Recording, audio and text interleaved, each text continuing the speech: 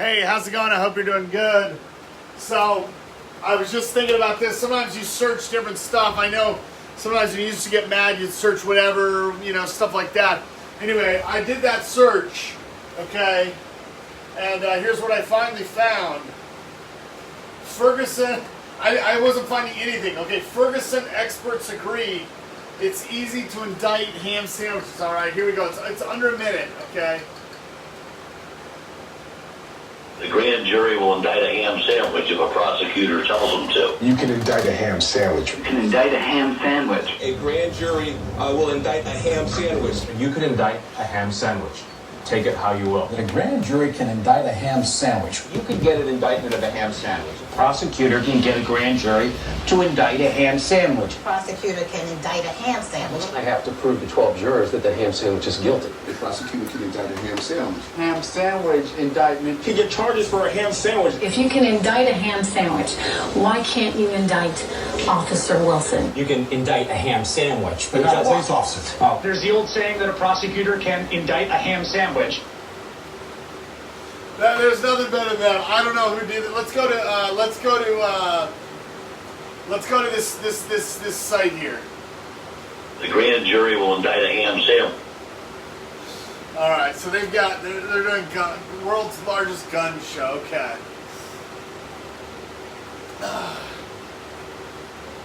Yeah, this is an NRA website. Okay.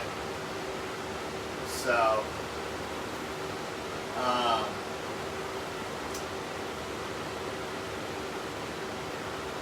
Okay. All right. Well, there was one that was good. Which if a prosecutor tells them to. You can indict a ham sandwich. You can indict a ham sandwich. A grand jury will indict a ham sandwich. You can indict a ham sandwich. Take it how you will. The grand jury can indict a ham sandwich. You can get an indictment of a ham sandwich. The prosecutor can get a grand jury to indict a ham sandwich. The prosecutor can indict a ham sandwich. I have to prove to 12 jurors that the ham sandwich is guilty. The prosecutor can indict a ham sandwich. Ham sandwich indictment. He get charges for a ham sandwich. If you can indict a ham sandwich, why can't you indict Officer Wilson? You can indict a ham sandwich, But not a police officer. Oh. There's the old saying that a prosecutor can indict a ham sandwich. All right, we'll keep going, looking for something else. That's about as good as we can do. It sort of answered my struggle of just sort of randomly putting searching. Sometimes when you randomly search stuff, you'll get something back. You're like, whoa, I shouldn't have gone that far in the search. But sometimes there just wasn't anything that was right close to what you're looking for, right? Juggernaut Tribunals, right? The idea that something just kind of gets bigger and bigger and bigger. And tribunals, in a sense, is talking about, talking around something, over and over and over again. And then just sort of the subject matter of ham sandwiches. So, in essence, sort of not totally, crazy talk, but nonsense talking that just gets more and more and more, about ham sandwiches, When a lot of people are doing cooking and stuff. So.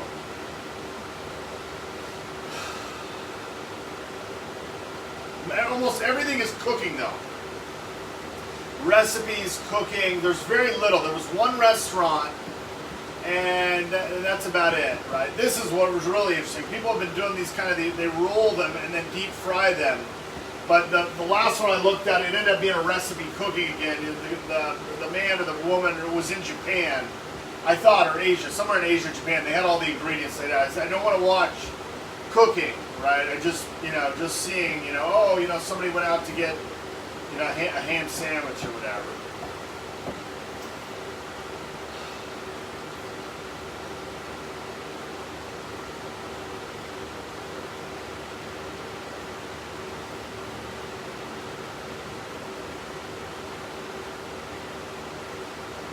We'll take a look at Subway. I don't think you can be cooking if it's Subway, but we're going to take a look. We made a promise to redefine everything a truck can be. And we made good on it.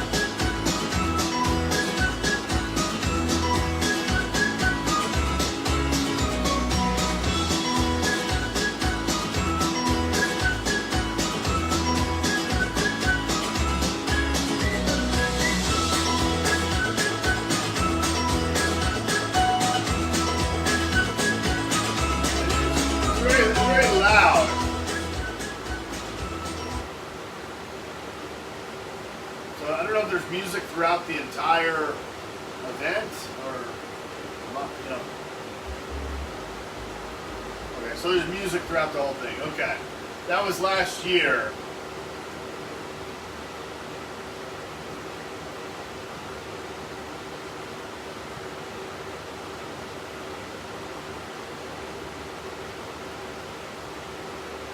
Okay, so I'm going to add, because everything is pretty much cooking. So we're going to add space mukbang. Or how about diner?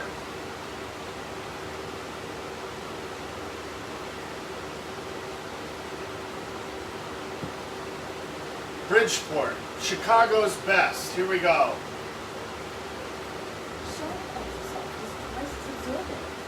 So you can use less.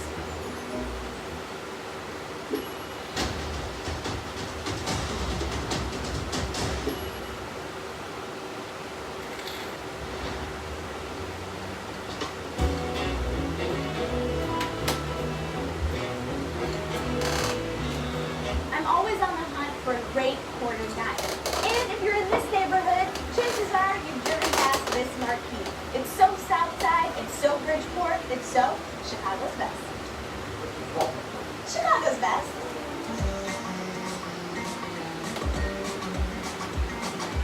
How long have you guys been here in the neighborhood? 60 years of business. That is a long, long time. What is it that makes Bridgeport Restaurant one of the best? We are one of the best, you know. You can say that. I want you to say it, yeah.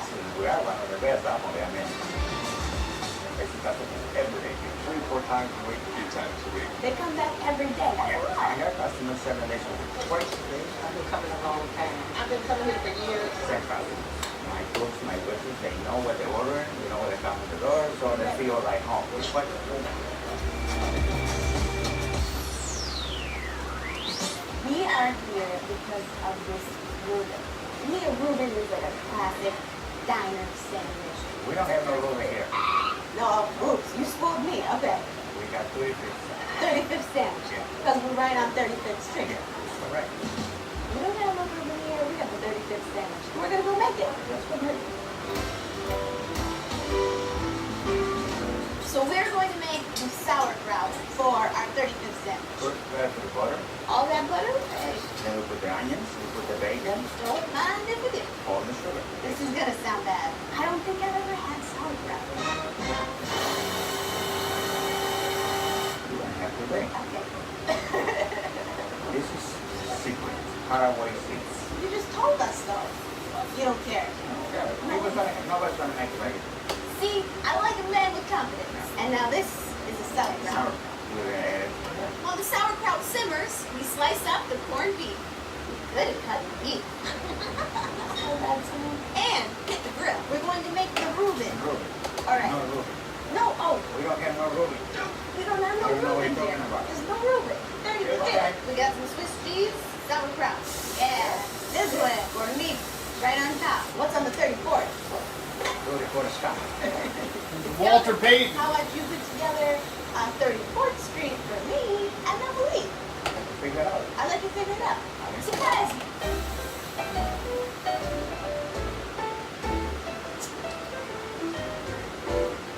We've got our 35th Street, right? Which I worked hard in that kitchen.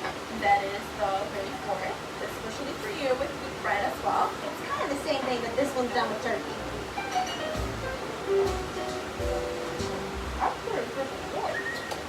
Nice slice for the turkey. That's sauerkraut though. His dad makes it special. He's got his own recipe. A little sweet, a little good stuff. How's the 35th? It's good as well. We love it for me. You can order the 34th special after me. Forget the traditional 35th. It's delicious. It's been a staple in the neighborhood. 60 years. That's a long time. We're doing something right. It's the best one in the city, girl. Hey, that's what they tell me. All right. Let's...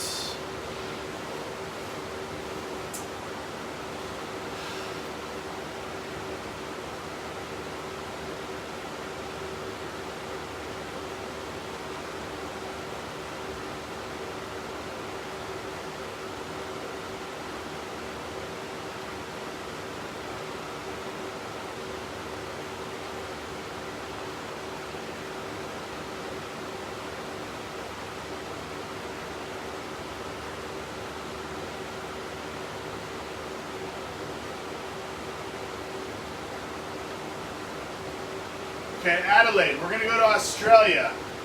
The Food Bar, Cafe, Coffee Shop, Adelaide for coffee and sandwich. Off search. Juggernaut Tribunals of ham sandwiches, cafe lounging. Here we go. This is 4 years ago. I've probably already done this.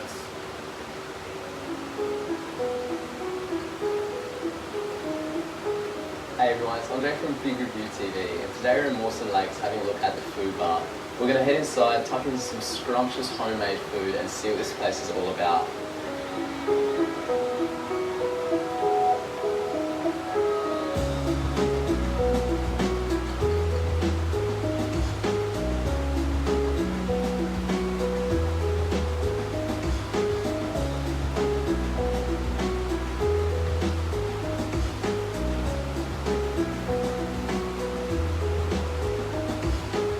Come in sometime for some delicious homemade food and some scrumptious breakfast here at the food bar. You can find them at Shop 111 Goodall Parade here in Mawson Lakes, or even like them on Facebook. Even better yet, come in and experience great service here. Hey, it's David here from the food bar in Mawson Lakes. Come and visit me and my awesome team here down at Shop 1 Goodall Parade in Mawson Lakes for our breakfast range and our awesome lunches. Come and taste Mum's homemade foods, which is smashing it, so it's great. So visit us on our Facebook page, the food bar, and yeah, hope to see you guys soon.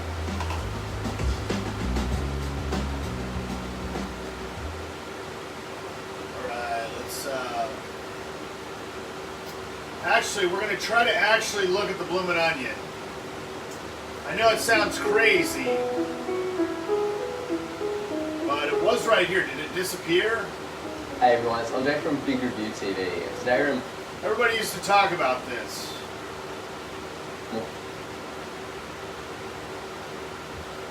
See if it's next up. I don't know if we get it in the... Oh, it got removed.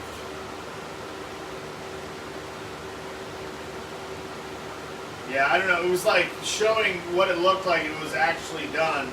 Basically, open-faced, you know, deep-fried onion ring. Okay. These are more recipes. What's the ham sandwich theorem? Let's get math into it. Tipping point math. Who's that? Malcolm Gladwell, the tipping point author. Let's get into this. Disney Bundle, where Disney Plus, Hulu, and ESPN Plus come to life on all your screens. Hulu Originals, Disney Hits, and must-see sports with Disney Plus, Hulu, and ESPN Plus. After devouring a pizza, David and Lucas are still hungry and have found some tasty leftovers in the fridge. A pan of brownies, a plate with a stack of raspberry pancakes, Those look and good. chocolate chip pancakes, and a huge sandwich. Of course they will divide all of these equally, but they want to split each item using only one straight cut. Let's start with the brownies. This looks easy except for one issue. Using a rectangular form, Lucas's grandfather cut out a piece, leaving a gaping hole. How can the guys divide the remaining brownies equally with just one cut? Without the hole, any cut through the center of the rectangle would work. The key now is to cut through the center of the brownies and the center of the hole. The brownies in the hole are both equally divided, so David and Lucas get the same amount of brownies. Let's move on to the pancakes. Well, I was just going to simply say the best way to do that is to weigh it if the brownie crumbles. If the brownie doesn't crumble, you can kind of mush part of it together and just weigh each piece. Each guy has his own preference for either raspberries or chocolate chips. They see it as a challenge to divide each stack of pancakes equally with a single cut. For a fixed angle, there are many ways to cut the raspberry pancakes, but only one way which leaves the same amount on the right as on the left. If we extend the line to cut the chocolate chip pancakes, however, there is clearly more on the left than on the right. If we rotate the line slightly and adjust it so that the raspberry pancakes are still bisected, we split the... Alright.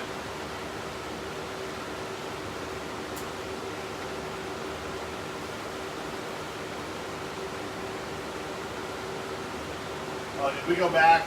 We went to reverse. We kicked out. We went back to the same search.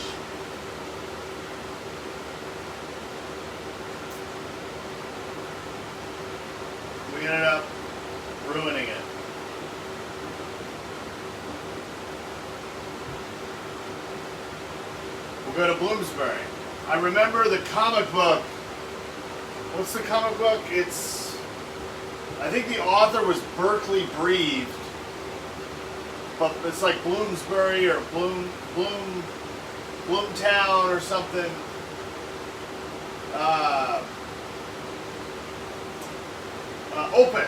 Opus Comic.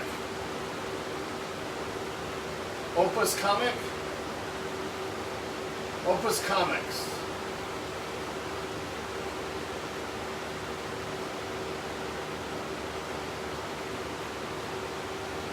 Search. Berkeley Breathe. Let's listen to Bloom County and beyond. Bloom County was supposed to come back 4 years ago.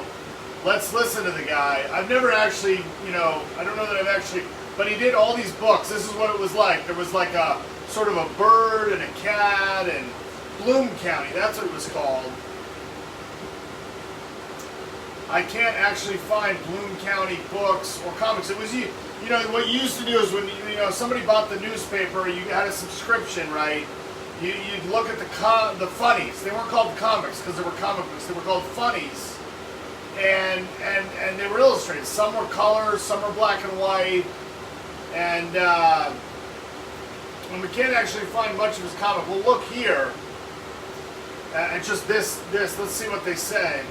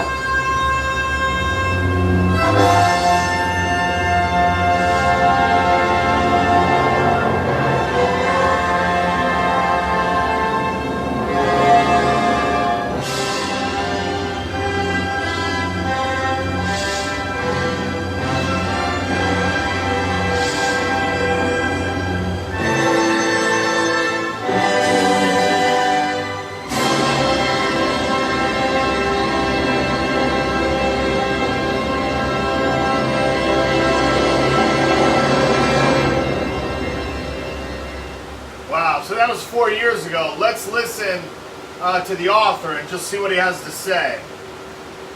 And my name is Berkeley Breathed. Thank you for coming.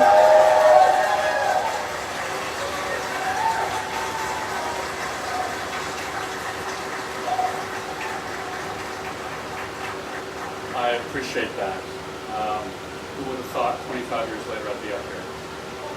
Thank you. I'm having more fun than I should after taking such a long break. So first, let's do a quick review here. Before we do that, though, I'm kind of curious. Does anybody here know that I'm not doing this again? That Bloom County is back. Do most people know that? All right, good. Well, that's great news. Social media seems to work. So here's something my daughter put together, and it's a quick review of the year and things in the past. So let's see if I can get it going. Then I'll come back.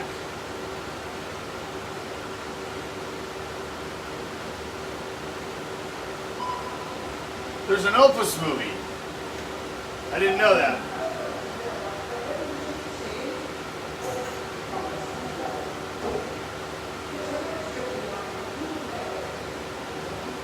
Oh, he shows the movie on the screen. Wow, it's kind of cool. What's the name of the movie? You know, sometimes that was...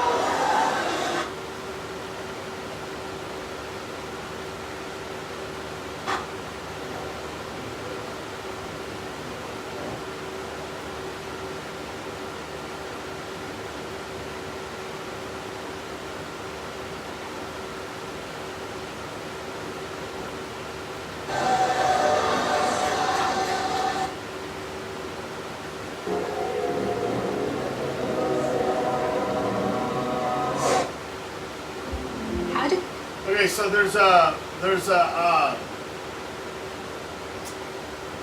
Bloom County movie.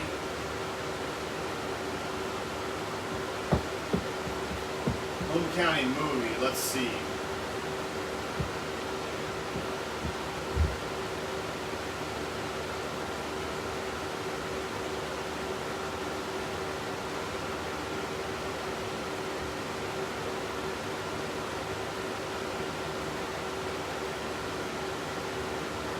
Bloom County, the Bill the Cat story, the storyteller. Let's watch this.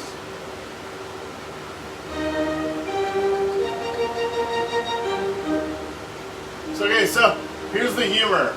Okay, a Bloom County epic for ages 4 to 33 and 36 to 89. So if you're 34 or 35 years old, you know, this comic is not for you.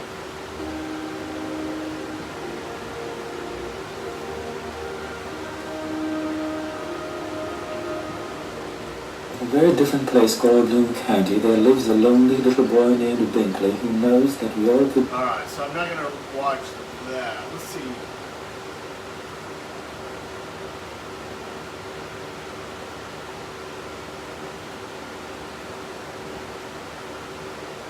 Okay, we're going to watch an old G.I. Joe commercial. G.I. Joe, it's a long commercial for various toys. I guess they put actors in it. Let's watch. G.I. Joe! They strike like lightning across the globe. A Cobra force more powerful than ever before, destroying everything in their path to get the raw materials they need to construct the ultimate weapon and rule the world. But standing in their way, the greatest fighting force ever assembled. G.I. Joe! Bigger, tougher, and more determined than ever to crush Cobra with awesome new combat divisions. G.I. Joe Battle Corps. We're gonna knock you cold. G.I. Joe Ninja Force. You'll be seeing stars. G.I. Joe Mega Marines. This fight's really getting ugly. And G.I. Joe Star Brigade. We gotta stop eating like this. The lines are drawn and the forces of good and evil dig in for battle. And this time, the battle's bigger than ever. G.I. Joe! You'll never get nearer. Catch all the explosive action in Marvel Comics. Alright, so...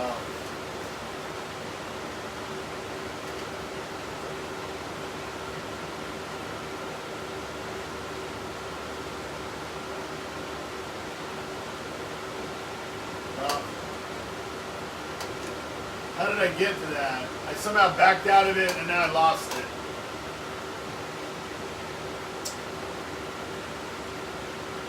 Oh, they didn't save my search. How did I get there? Oh, cafe lounging.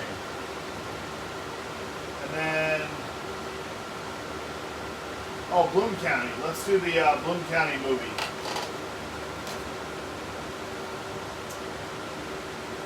Bloom County movie. Getting that from YouTube. So here we go. Creator Spotlight. There's teenagers in 1991.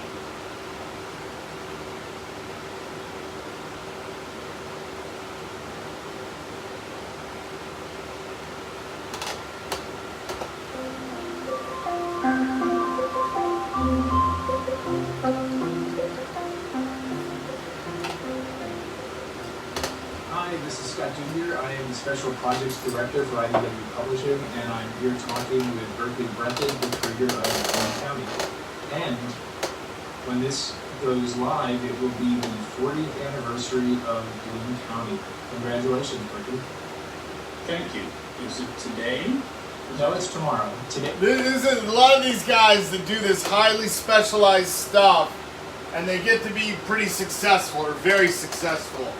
They sort of have this kind of this way of talking, you know, when people ask them questions, that's like, you know, they're not astounded. They just sort of have to, I don't know if they re-clarify things or restate questions, stuff like that.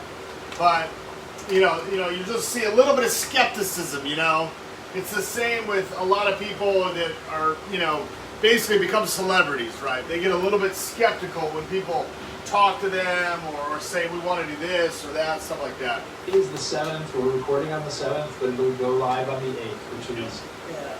Wouldn't it be good if it was today and then we could all say it's the day that we're living in for me?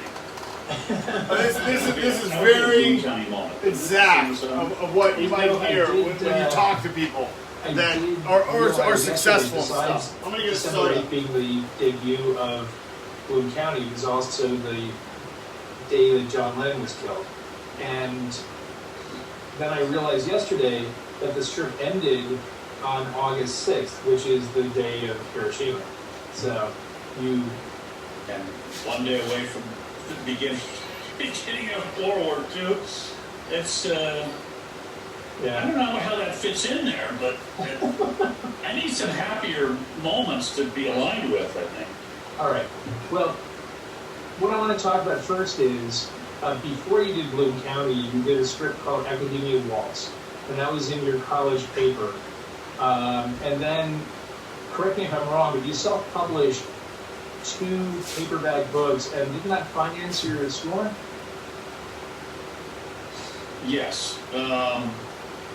The books were self-published, to everyone's surprise. It did basically support me my last year of college, and right up to syndication, which that punchline is that I've never actually worked a day of my life. I haven't received a paycheck ever, short of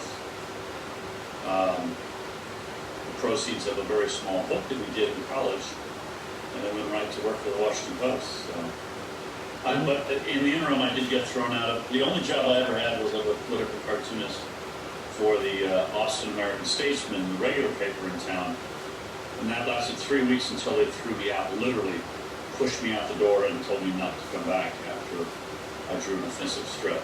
So that was 3 weeks. I was a wage earner. That was it in my entire life.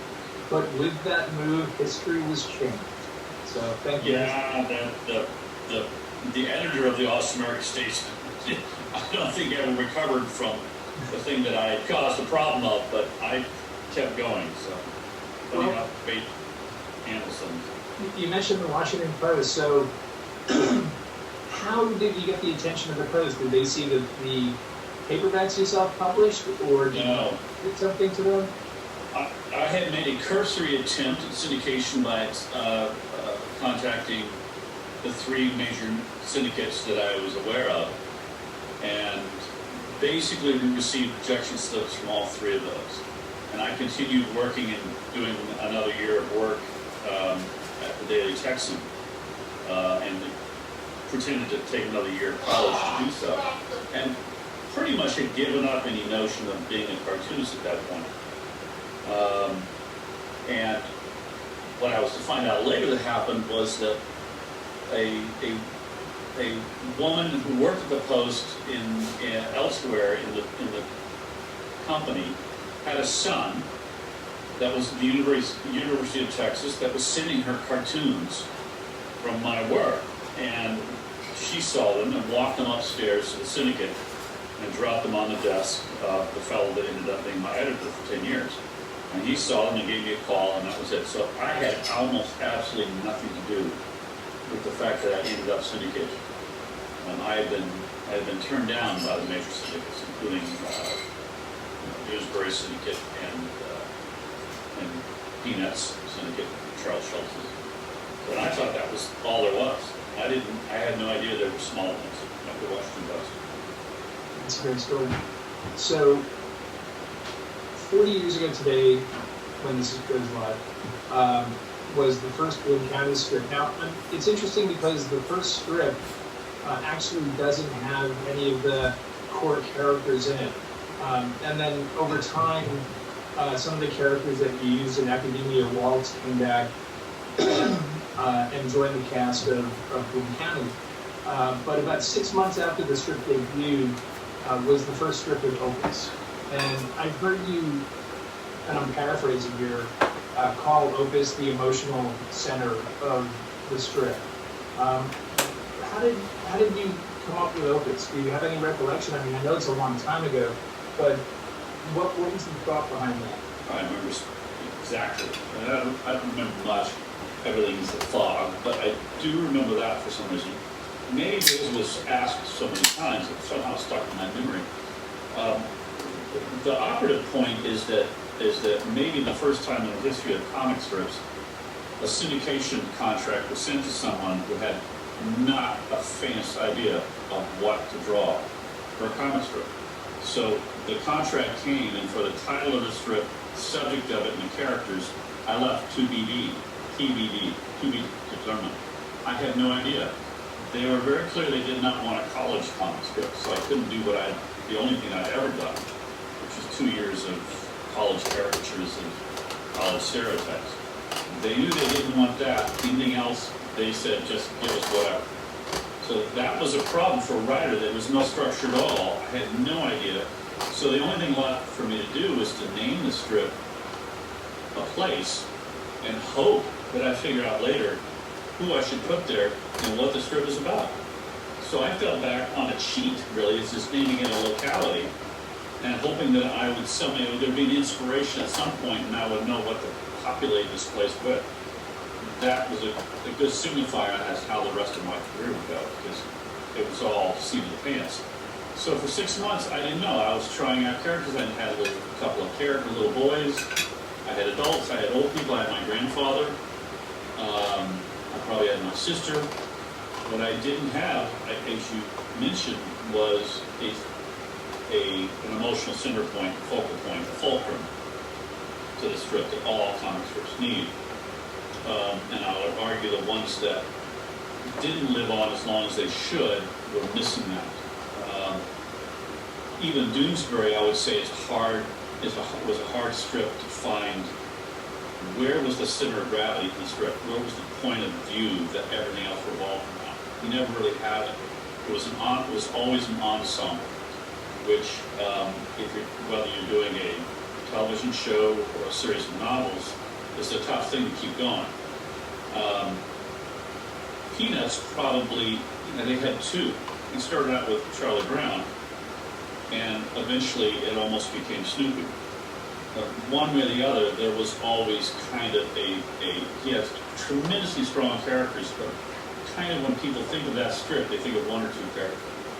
And I was lacking that, and I knew I needed it. Had not a faintest idea.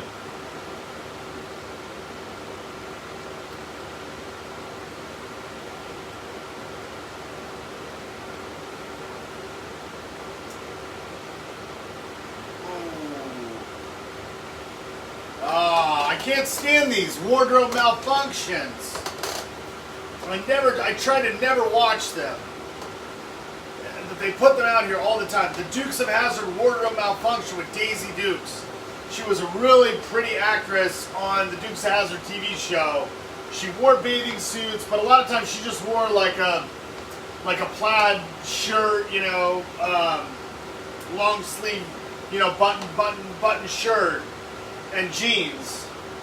But they do all these wardrobe malfunctions. It's like I'm not gonna watch it for like that pause, that 1 second or whatever, I mean, part of my anger or whatever is like, there was the movie Basic Instinct with Sharon Stone, right? She gets interviewed by the police. She becomes sort of questioning, dominant, and then she's not wearing underwear or whatever, right? And she has to uncross her legs and cross them for just sort of regular comfort throughout the interview. And she's wearing a skirt, right? And it's like you can pause it or go back and try to see what the image is, but I mean none of the editing stuff that you have, not editing, just viewing, right, is really designed to go through at, partial second or by frame, right? All this stuff we look at, they talk about 60 frames per second, right? You don't have a 60 frame count, okay? So what does it matter, right, if you buy something that has 60 frames per second? If I'm watching YouTube, right, am I able to type in, the 36th frame of the 12th second right, of this video, right? The answer is no, I'm not. I don't have that capability on Amazon Fire, Roku, YouTube, the internet, the browsers on the internet, anything, right? So what does it really matter to me, right, on the FPS frame rate, frames per second, if none of the viewing, right, you can actually enter the number of frames or whatever you want to look at, right? Go forward 3 frames, 36 frames, it's all within 1 second, right? So you end up having to deal with the blur, right? It's hazed out, it's blurry, right? I mean, the best I'm going to get is a second back, a second. See, watch, I'll try this. Ready? Let's go to 809. Okay, 809, right? He's here, he's blurry, right? He's sort of not blurry.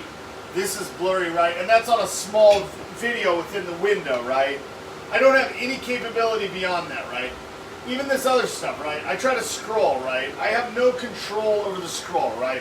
Why don't you just put a cursor entry there and say go to the 8th minute, 12th second, right? You can't actually do any of that, right? Which is sort of fine, right? But you end up fidgeting back and forth, right? So what does it really matter, right, to market all this stuff in frames per second if you have absolutely no control over any of the frames even beyond 1 or 2 seconds, right? All you want is just a pretty good picture. So anyway, I was gonna look. I was like, oh yeah, Daisy Dukes from Dukes of Hazzard, but it's a wardrobe malfunction video.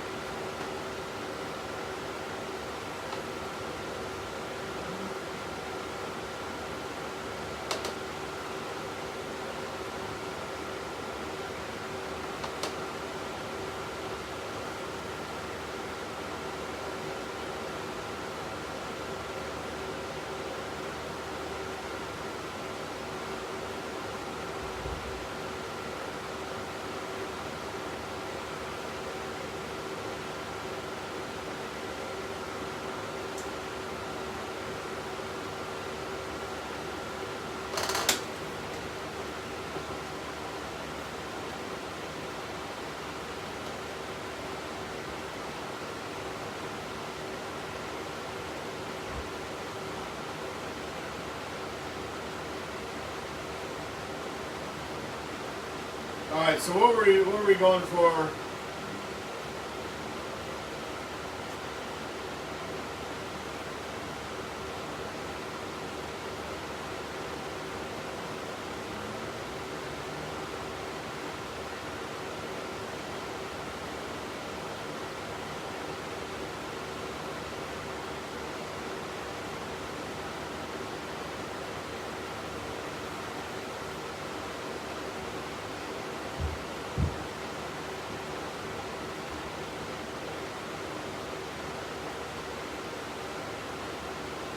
This looks like a terrible movie. I don't know, 1999. We'll do it for just the scenery. It's 6 years ago, 1999. It's called American Hollow, 1999. It's a copy, too. It looks like it's sort of, you know, worn down homes, things like that. I want to just scan through it, whether it's a horror movie or gore movie, what it is. I actually don't know. America Undercover. Okay, so maybe we're going to help people.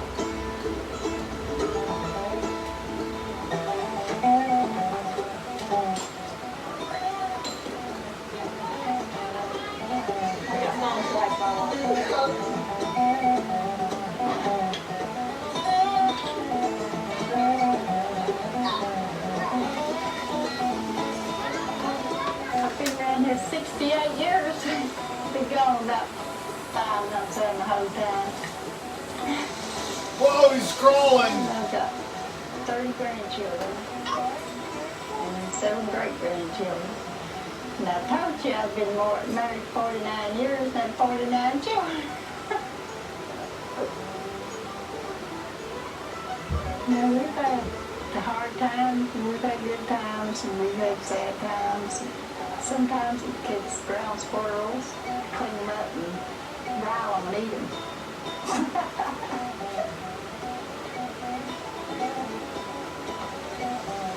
It ain't been easy, but we survived.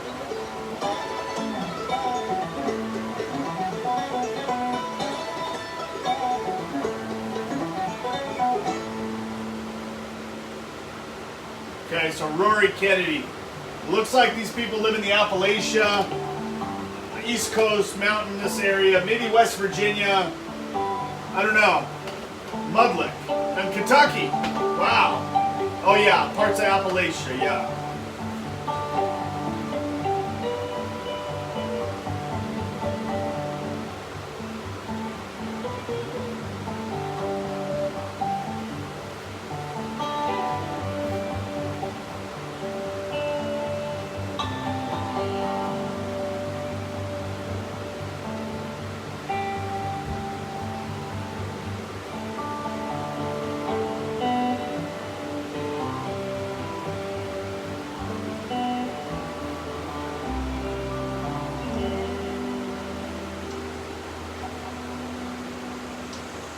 I like him for everything. He's been good to me. He didn't hurt me no way. He didn't abuse me in no way. That's supposed to. He helps me do the work. Whatever I do, he does the thing. The cooking, he don't cook none. That's a woman's job, cook. If he didn't, I would food with him. I like this the way she is. All of it. She's been good to me. Cook me what I eat. Wash my clothes. Can't do all the work by himself. I couldn't find another Irish. Well, we worked hard, but that didn't hurt us. I'm 68, he's 69, we still work. Now I plan on working as long as my hands will work. And my legs will go.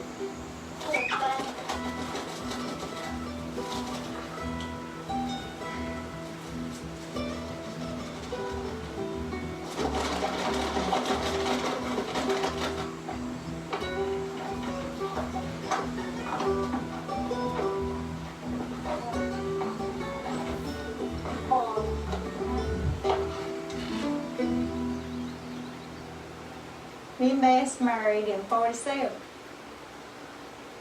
And we got 13 children. Patrick Jimenez has 3 stepdaughters. And Ruthie, she lives in Manchester. And she's married to Chester Jans. And Denny, he married Betty Rich, and they live down in the Newbury. And Evelyn married Bob Eastep. They have 2 daughters. Samantha, she stays part-time with her mother. Lonzo lives in the Medley College. He's married to Pauline Dean. And they have 2 sons, Dennis and Josh. And Neil got one little boy. And he's married to Wanda Johnson. They live beside me. Edgar married Rita Dangers, and they have 2 children. And our baby one is David Bowling, and he lives in Ohio. All the children live except for David, within an hour's drive away from us. Pretty good family.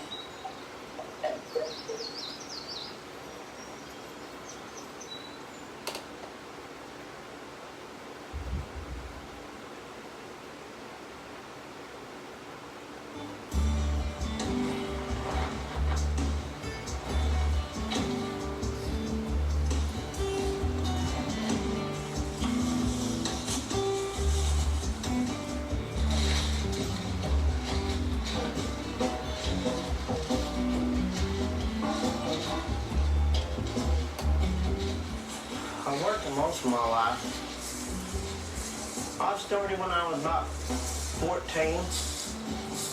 From then on out. If there wasn't one way of getting the money, I'll get out in the hills and get it.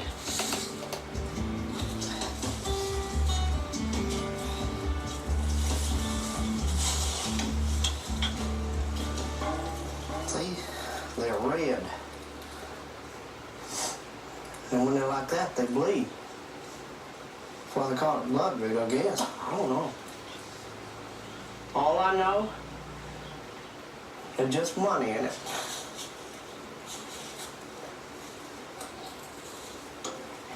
Yeah, it gets rough at the end of the month for me on, you know, just food stamps and stuff.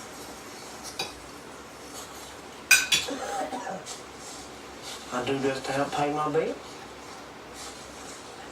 Just what check I get don't pay all my bills, girl. If you can't help yourself, you can't help nobody. You ever think of that? Why, it's always been easy to make it around here. I've always thought it was, if you weren't too sorry to get out and do something. Now, if you're too sorry to get out of the house, and, you ain't gonna have nothing.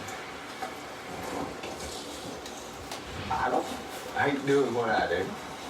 I like gathering moss. I like digging roots. It just, well, the money don't come, you know, like every week. But you'll get a lot more than $120 a week if you stay busy.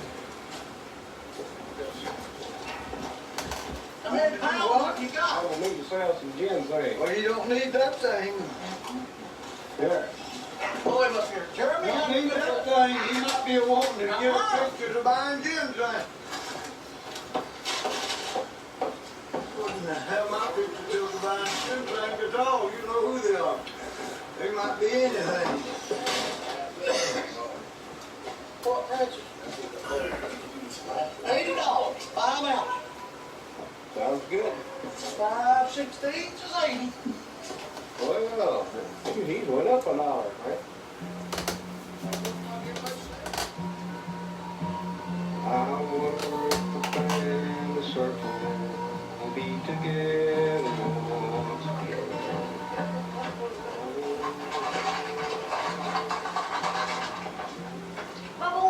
Yeah, but you go let me feel the camera. Yeah, there's bubbles.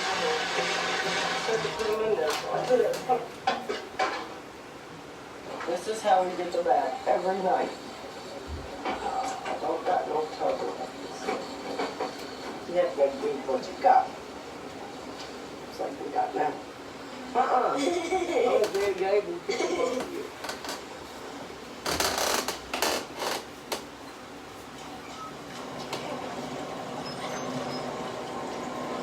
Oh, man. Anything we wear in the hills, that's where they come out. So,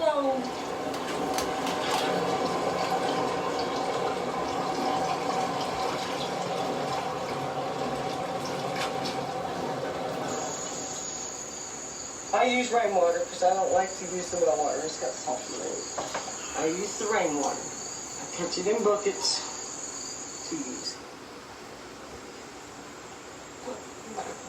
No, you're not getting your last lungs out of it. Oh, no, I'm still watching. Are you done? No.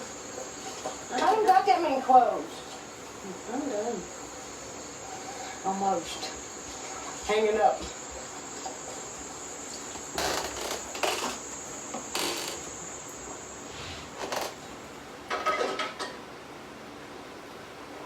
Yeah, we take us a good walk of the evening.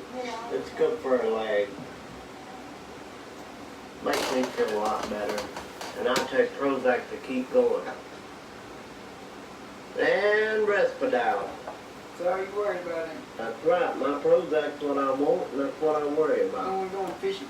I'm not fishing. If I eat any fish, it'd be Long John Silver. You don't have to use it. Quit, you're messing up my dinner.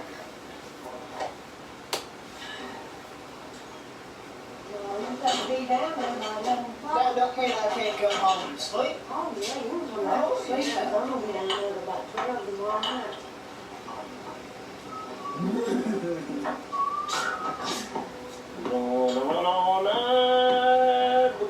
run all day.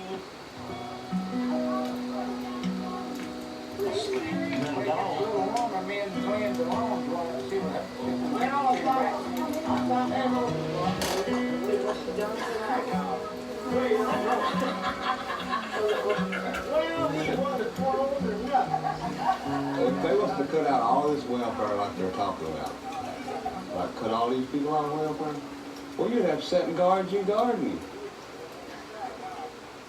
They can't starve people to death. And they can't put everybody to work. It's just not right.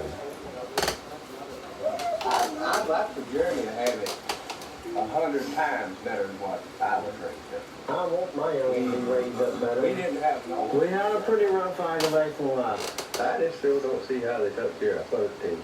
I don't either. Daddy said he's worked in his life. The only thing Daddy's worked is his goddamn ass. Lonzo. Well, now why not be straight about it? Daddy was an alcoholic. He would stay drunk. He didn't bring food home. Mommy supported her young ones. If it hadn't been for Mommy, we would have. Yeah, we'd been dead.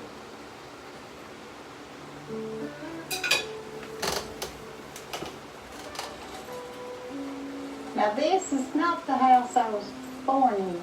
It was a big log house. Have to get over all that mud. So I guess I was about probably 12 years old whenever they built this house.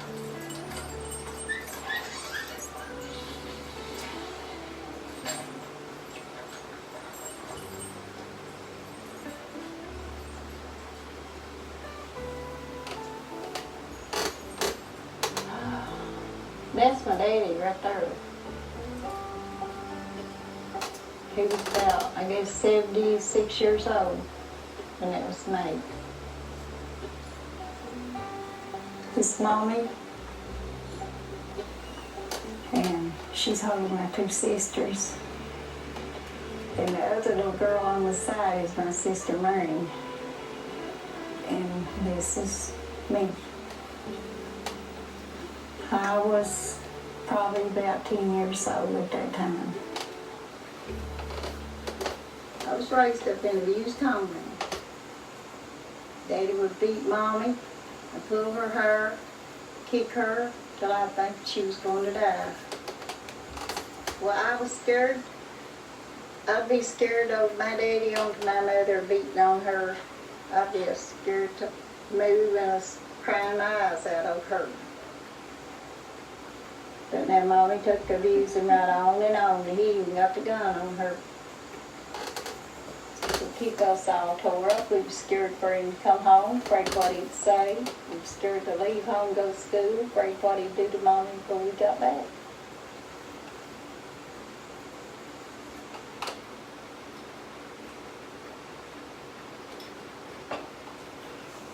Granny, here's your food.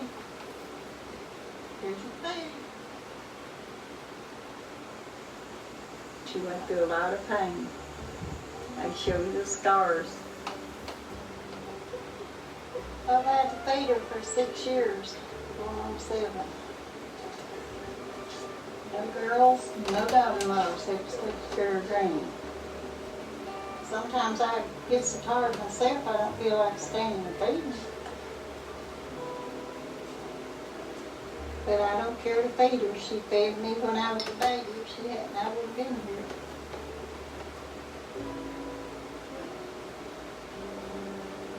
And she wasn't paying attention to me.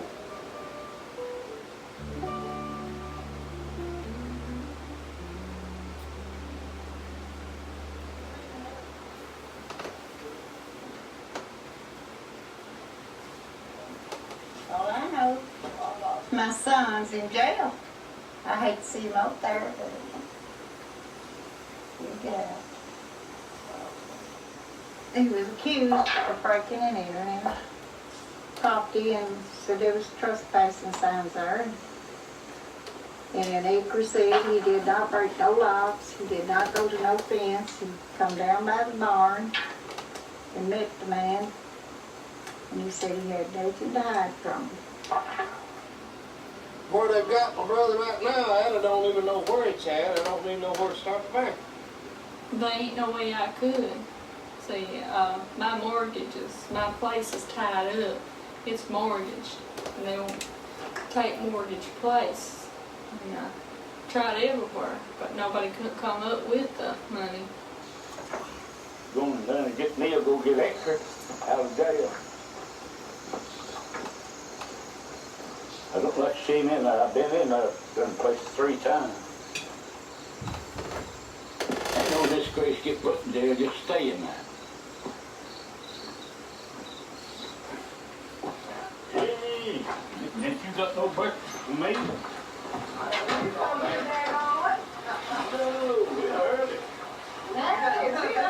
I done ate it all.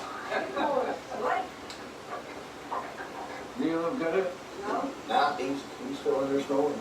Well, Hector's wanting to come and get him in Plattsburgh. Plattsburgh. Morgan County. Here we go.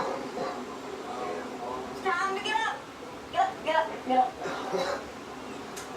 Come on. Get up. Get up now. Let the sheep walk the rain. Well, look at the head on that this morning. I ain't never known nobody getting out of jail on Sunday. Nowhere, nobody. They can't find nothing on him, and they ain't got nothing to hold him on. They should bring him back to the point where they got him.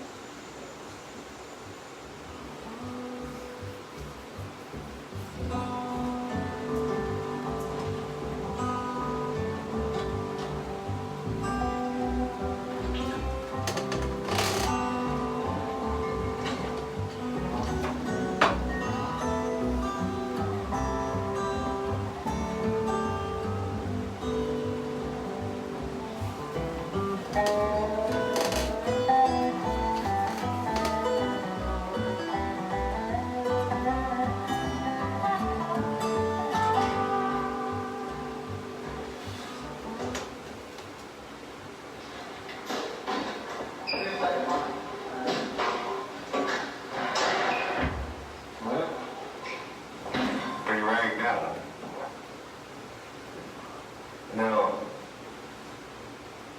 you know there's guys that can help, but they have to know the facts. Did you go in the house? So you've got a witness that was with you that you didn't even get out of the vehicle. That neither one of you got out of the vehicle.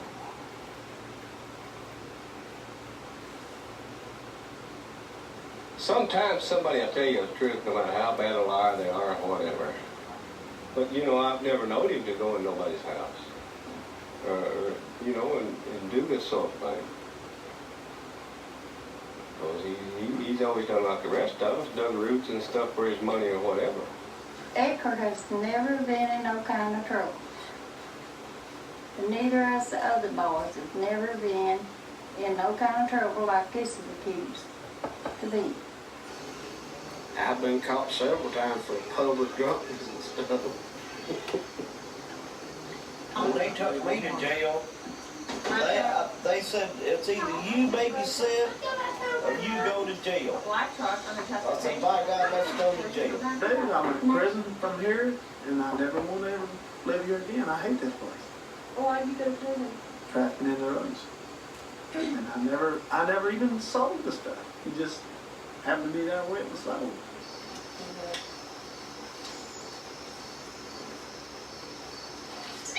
I saved this out of my check. Well, I continued on fixing this end of my house and get me a VCR. So there's $500. Like you.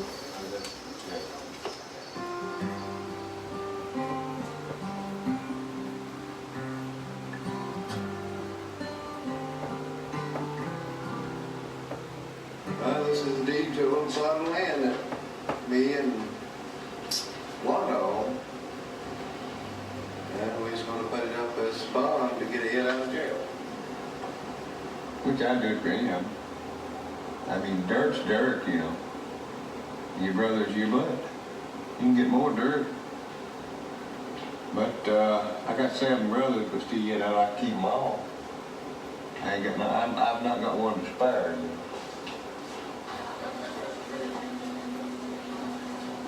know. Okay, but he is in our jail out here. And you want to do property bond? Where do you own the property? In Perry County. Perry County. Now, see, the deed is only like $2,000, so I got $500 cash. The amount is going to have to be worth $5,000. They told me in Lester County I can do it. Well, now, how come they never told me this before I made this 2-hour trip? I have no idea. But that's, I mean, that's the way it is all over the state of Kentucky. Mine's not that. Anybody else in the family that can? Well, Mommy's place, Jenny's place, Piercy's place, none of them is valued at $5,000. He's just stuck like Chuck.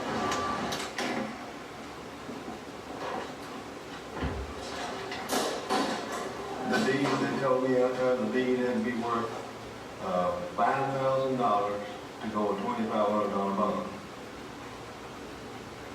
And I brought my deed and 500 and wouldn't take it. That'd be worth twice the amount. Right there.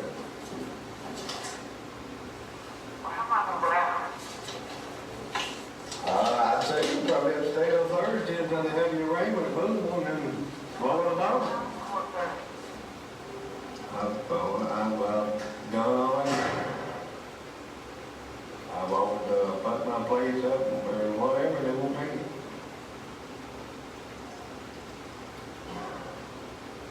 Well, I'm gonna, I don't think you'll be going nowhere. We'll see you Thursday then.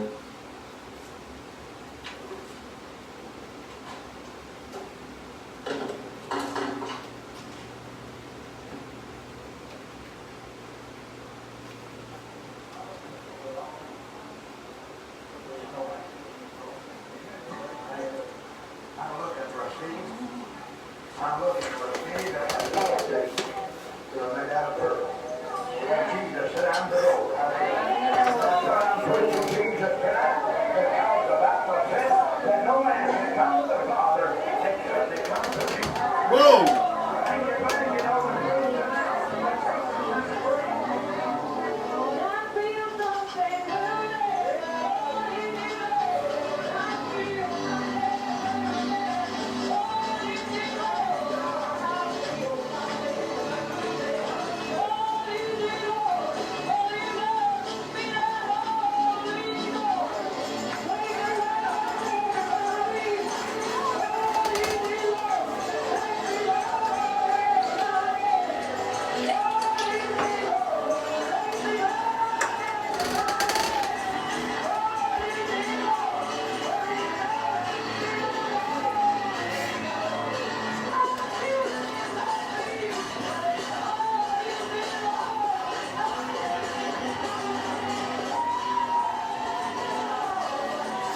Anything's happening.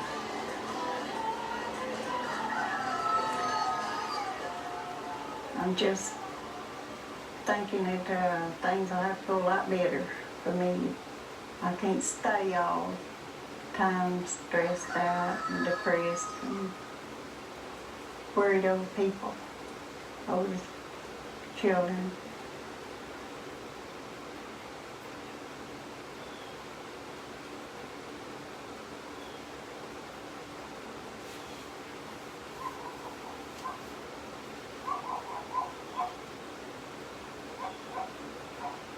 How long had you been in jail?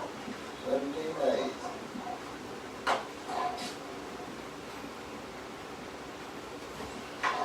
I ain't long till you get it. I got used to it though. I want to go back. I stayed 5 days, I want to live out of state. I was drunk, trying to book the law. That was mean back then. I guess that's where they could take his life. April, how many times you went to church since you come home? You said you was going to take the baby, Rita, and start going to church. You that time? All right. We'll go to church on Sunday, that's plenty of time. If Rita won't go, you take Brittany and let's go to church. Well, Mommy, I can't leave the house like young. You should have stayed out of trouble Yep. and been at home with her family instead of out running the roads. I don't want him in jail, but he's fixing to go back.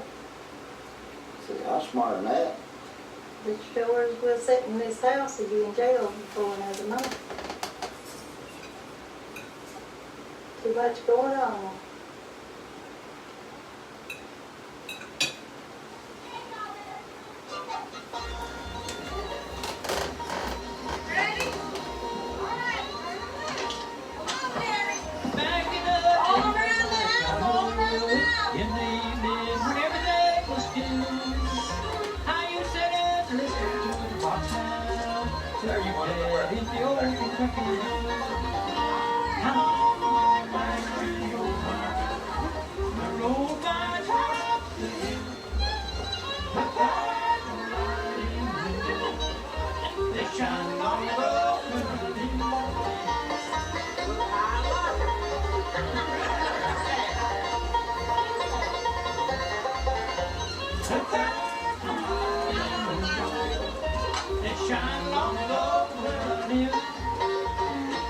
Whoa! Look at that! I didn't know what type of eggs they were. When I go to the house, I'll hunt up the material and I'll cut you a whole top out like this.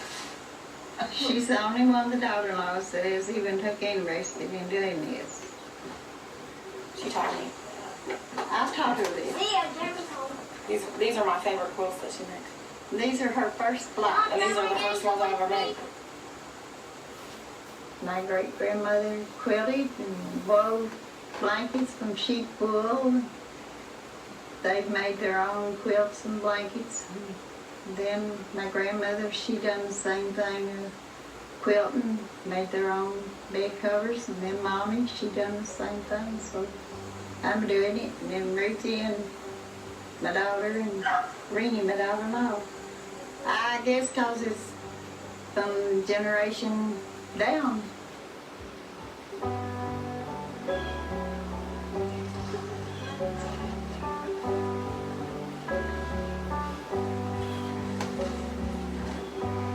Nobody's bought any of them lately. Just about 7 years ago I sold some of them.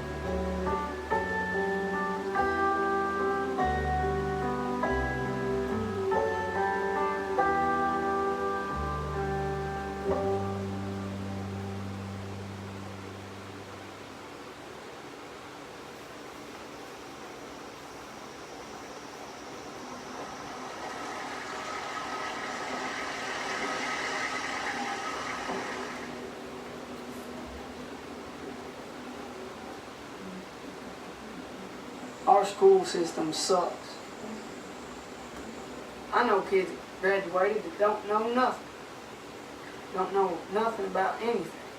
He's right. He's right. He is. There's nothing here for children. Nothing. And there is a lot of kids around here that's got their high school diploma and they're doing nothing. They've got no jobs. Can't get married unless I got a job. I'm Clint's girlfriend. She lives in Hazard and goes to school. She wants to get out and go to college. It'll be a radiologist or a nurse. I got her in the room alone and I just got on my knees and asked her and she said yeah. He said, will you marry me? And I said, yeah. Mama's afraid she'd break my heart again. Well, she won't. She knows better. it's his choice. If he wants to get married, fine. But it's not going to be easy for him. I've tried to explain that. It's not going to be easy. You have to have a job. You have to have a car, insurance. You know, you have to have it. A place to live. It takes a lot to make it work.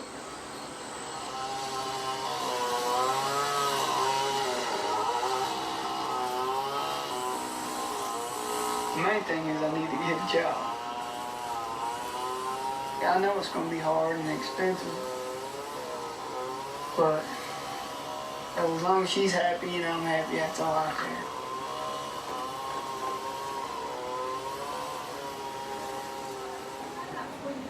Thank you. Well, $25 be enough? That's fine. Oh, okay. You sure that's enough? If that's what you think I worked out, then Well, I that's don't know. fine. I didn't work. How about I just give you 30? That'll be over $5 an hour. That's fine. Okay. $35 an hour in 1999. That's $70,000 a year. That'll get me to the store to get something for me and my woman to eat this weekend. Maybe. I'll buy some pop, chips, whatever personal thing she needs. You know. But you know, I'm getting married next summer. Oh, what is she gonna do? She's going on to school. Okay, why can't you go on to school? But that's not what I'm saying. Who's going to support her while I'm in school? Nobody. Who's going to support her while Nobody. she's in school? See, I will. That's my problem. I can't go to school and make money that I need Both now. of you all can get grants. Now, to see, go to I can school. go back later, maybe, but I need. No. You're not listening to me. Yes, I am. You won't go back later, though. You won't go back later. There's not just me. I got cousins right now, they can't get nothing done. Because they ain't got nobody that's gonna help them. And there'll never be nothing. Buddy, I have talked. You can't hardly get See, that's what everybody wants to say, that I don't try to do shit around here, and I fucking try. Until you can say you're gonna help me, you can't fucking say nothing. Yeah, well, that's y'all. Well, I don't want to be like him. Sure, he got his own right when he was 18, and he ain't doing nothing now. Except living month to month of getting a check, digging roots. That's a great living, ain't it?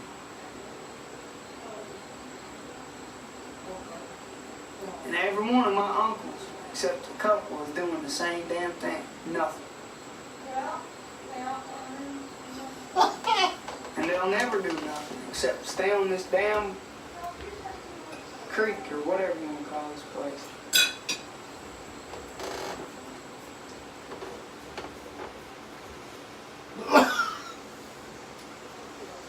Ain't never been no jobs here. This place is Took a boat and just a precinct hole in for the it. wall. Right there's the only way you can live. Go out there and raise some food and live. That's it. Wait for a little government check to come in. So I got out of here.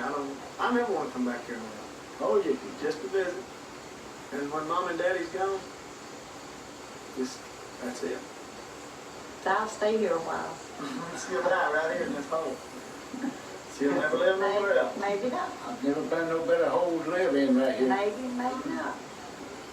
I was always wishing one of my uncles to say, let me take you, because I was so went. Hey, Clarence, That's what they said. I'll talk to you a little bit later. Clarence could have saved himself a long time ago by getting away. You know, he's not a bad boy, he just needs to get away from all this. That's what he needs. He knows what he needs. He don't need nobody telling him that. There's nothing here for him.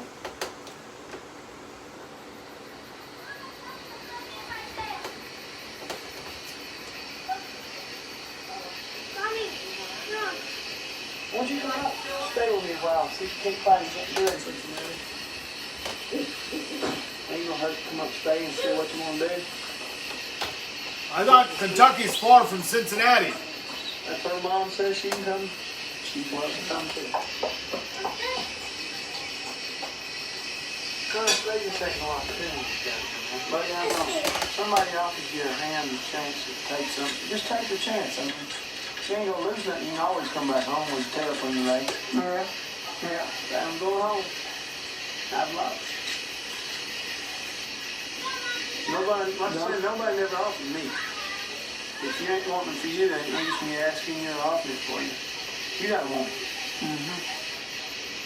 You won't come out and that, you can come out. We'll see what we can do. Alright. We got the best bed and stuff. Ain't you cold? Good. Well, thanks, Dave.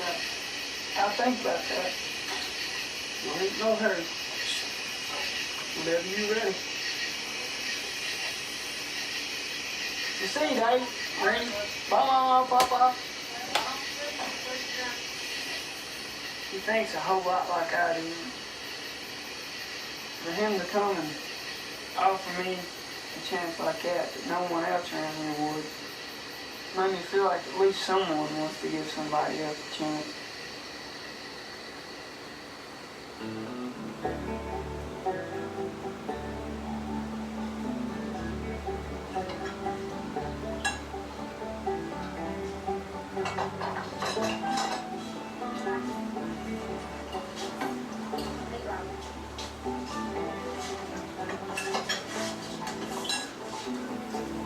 I know one thing, we didn't say the prayer tonight. I'm pretty upset over it too. What are you gonna say it or not? What? No. Well, Bless the meat, damn the skin. Lay back both ears and cram it in. amen. Y'all, when I was raised up, we was lucky to have bread for supper. We packed milk all the way from Altamar Ices all the way to Pancoast for supper. Them was hard times. Gee, I packed milk from Florida Juniors all the way up here. 10 foot of snow on the ground. I found out it was running. Had to go all the way back. You don't know what hard Go all the time way they back, get more water. is. You don't know what hard time they is. Apparently you don't live my life, do you? No, you got makeup, little woman. Well, when I was your age, Here we go. I wasn't I'm allowed. not about hearing about your age. I wasn't allowed to bring my woman home without I married her. You wasn't even home at my age. Well, I've got 2 babies and fixing to get another one. Shirley Worley. I think the You don't girl's in need trouble. you don't need to get married. The girl is in If he trouble. ain't got a good job and a home takes a woman too, he ain't got no use for her. She don't look day over 13, 14. That's what she said she's 17. She'll be 18. Really, we're waiting till she's 18, actually. And a lot of these people was married or gone out of their house before they was even... Yeah, really. A lot of them had kids before they was the age we're going to get married at. Most of my friends got married when they was in the 7th grade. They'd be like 12 and 13 years old, and they already got babies. And that's, I guess it's how our culture is, and we get married when we're young. And some have babies when they're, some girls have babies when they're 12 years old. Now, I do think that's kind of young to have a baby, because I mean, you're still a baby when you're 12 years old. But they're not going to have safe sex, and I guess that's what they did. I know, but without her, I can't make it. I can't. Without her to be there for me and to give me support like I need, to calm me down when I'm mad, to hold me when I'm sad. No, that means a lot.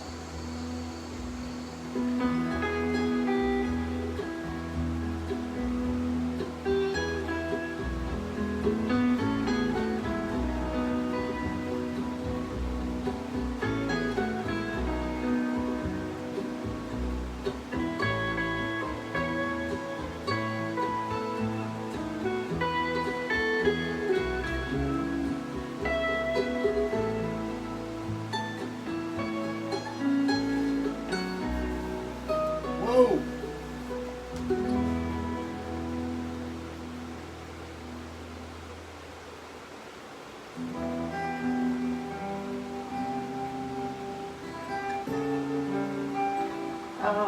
My sister lives over there. She is retarded, but she lives by herself and has for 29 years.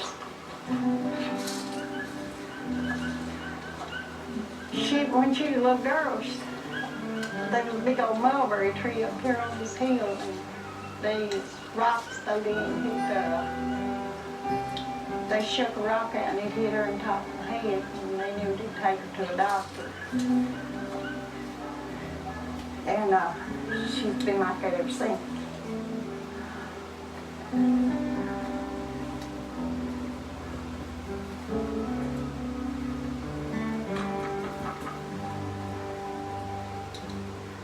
May, how are you doing? Huh? Hide and seek. Well, you are cleaned up. Do you want to show him your little house? I ain't got nothing here.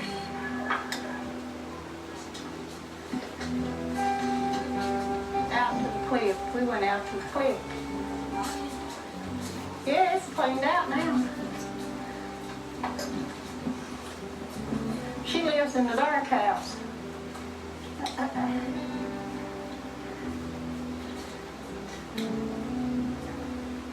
Johnny called and asked how you was doing.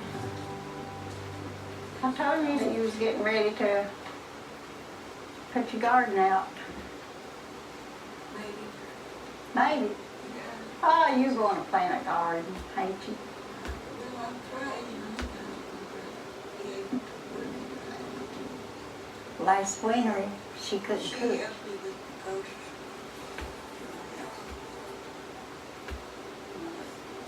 Here on this thing with my face on.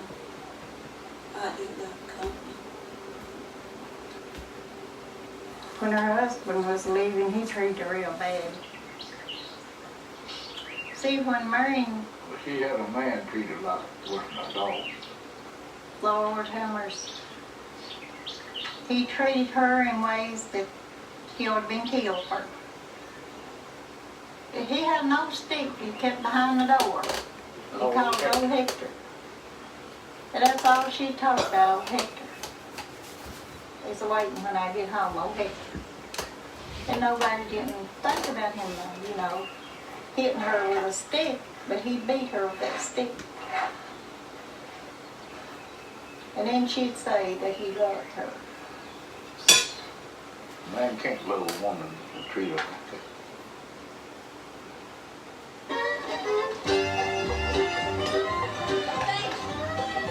I'm going back to the country. I can't fit a ring. No, I'm not going to go. Brother, I'm bad and bad. I can't understand. When the money comes, the mind goes. I'm bad and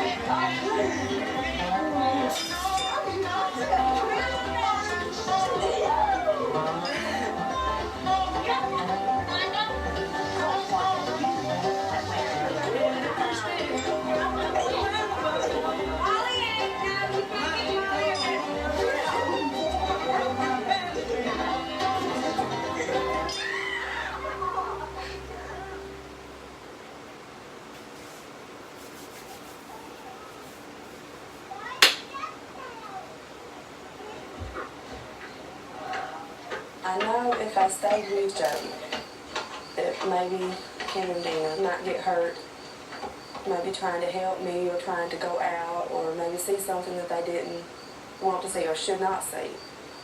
Like maybe him hitting me or having me down on the floor like he usually does or choking me. And I know that it's not right for no one to let their kids see nothing like it. If I go outside, I'm scared to death because you don't never know what he's going to do. I can't go nowhere. I can't hardly sleep. I mean, I don't know what he's going to do next. I am afraid for my life. Whoa! You gotta let me put you in there now because you gotta get up and go to school in the morning. Probably if I didn't have Kendra and Dina, I'd take him back.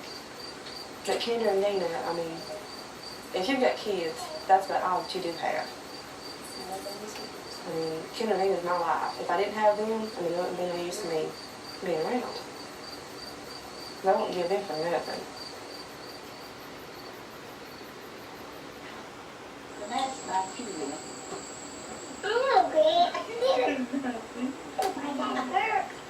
Why? I didn't faint.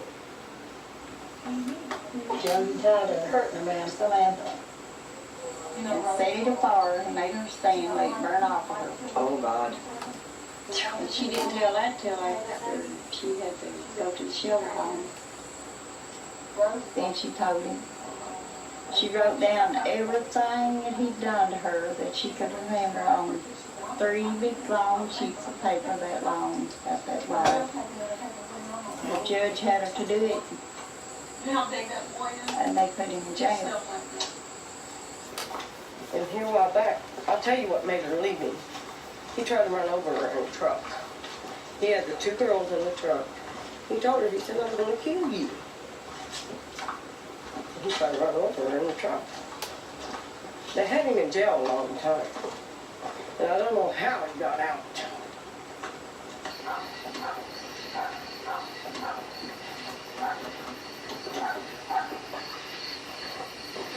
The police, they don't want to help me because they don't want to hardly come over in here because it's so far away. It's well over 100 miles to come from Hazard to over here.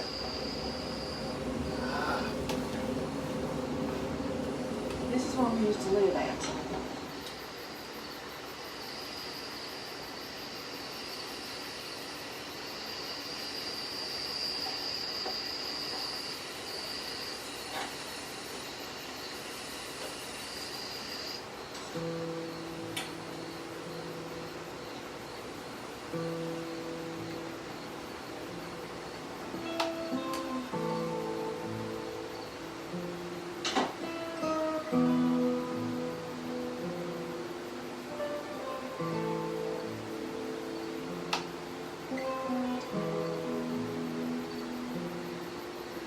He had tore the Bible up and took the flowers that we had planted and threw them over the hill, left me a note on the table.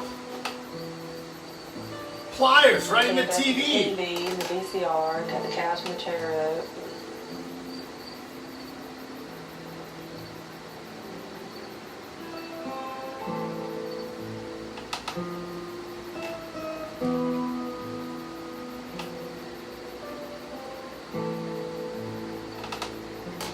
I try not to let it get to me, but it's just,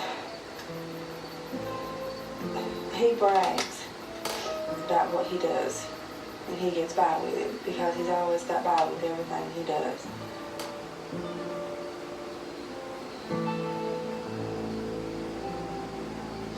And that's why I just can't stand him.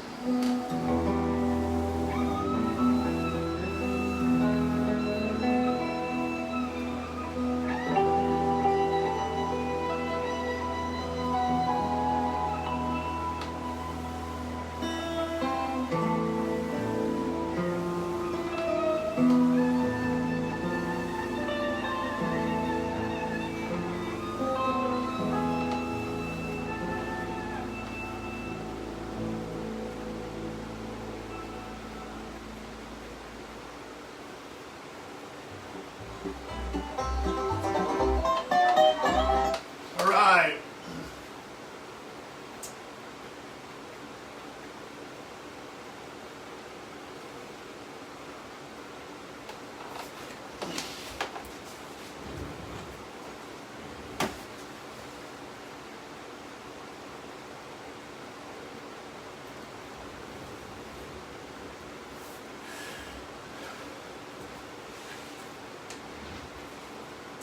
All right, let's look at Mountain Talk. Actually, Remembering Bonnie and Clyde, full show. Let's see what this is about. Ceramides are naturally found in your skin and help your skin protect you. Ceramides are one of the flexible... They've made lots of movies about this outlaw couple. Ladies and gentlemen, I want to introduce 2 of my deputies. R.S. Bob Alcorn and Ted Henry, who over 2 months ago were assigned to catch Clyde Barrett and Bonnie Parker, 2 of the South's worst killers. This was terminated in their apprehension day before yesterday in the state of Louisiana. No one has ever really told the true story, in my opinion, of Bonnie and Clyde, my brother and his girlfriend. It's always been some kind of lie or something. It's never the way I've known it. I have been indicted along with Clyde and Bonnie for the murder of Malcolm Davis, Fort Worth Deputy Sheriff. There was a woman sitting on the truck. A man in overalls, a little bitty fellow, said he had the keenest black eyes he had ever seen. Actually, me and Clyde started the bear gang in prison. Raymond was the third member of the original gang. Bonnie was the fourth, and there's several others later. Bonnie was small, thin, and what I call her dishwater blonde.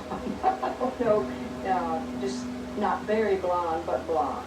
Last days of their lives, all they were doing was buying time because they knew they were going to die together. That car was shot up. Them people were shot up. Loss of blood in there. I stood on the running board of the car and looked inside, face to face with Clyde Barrow after he was killed. On May 23, 1934, the infamous pair of outlaws, Clyde Barrow and Bonnie Parker, drove down this road, just outside Gippsland, Louisiana. They were but seconds away from a hail of bullets that would end their lives. But their legend lives on today, in many ways brighter than when they were alive. The truth, told here for the first time by those who were there, is a story of love, family, and violence.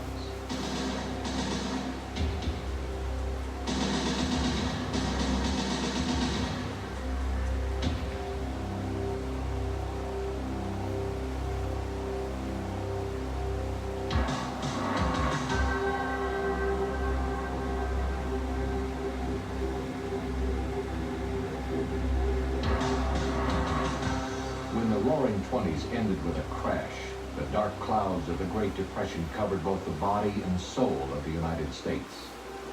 In the grim years that followed, it reduced many of America's once solid citizens to desperate people willing to do anything they could to survive. Shantytowns, bread lines, and riding the rails were common sights. Banks closed in many towns and cities. Farmers were willing to go almost any place to improve their lives even a little bit. The Dust Bowl certainly added to their misery.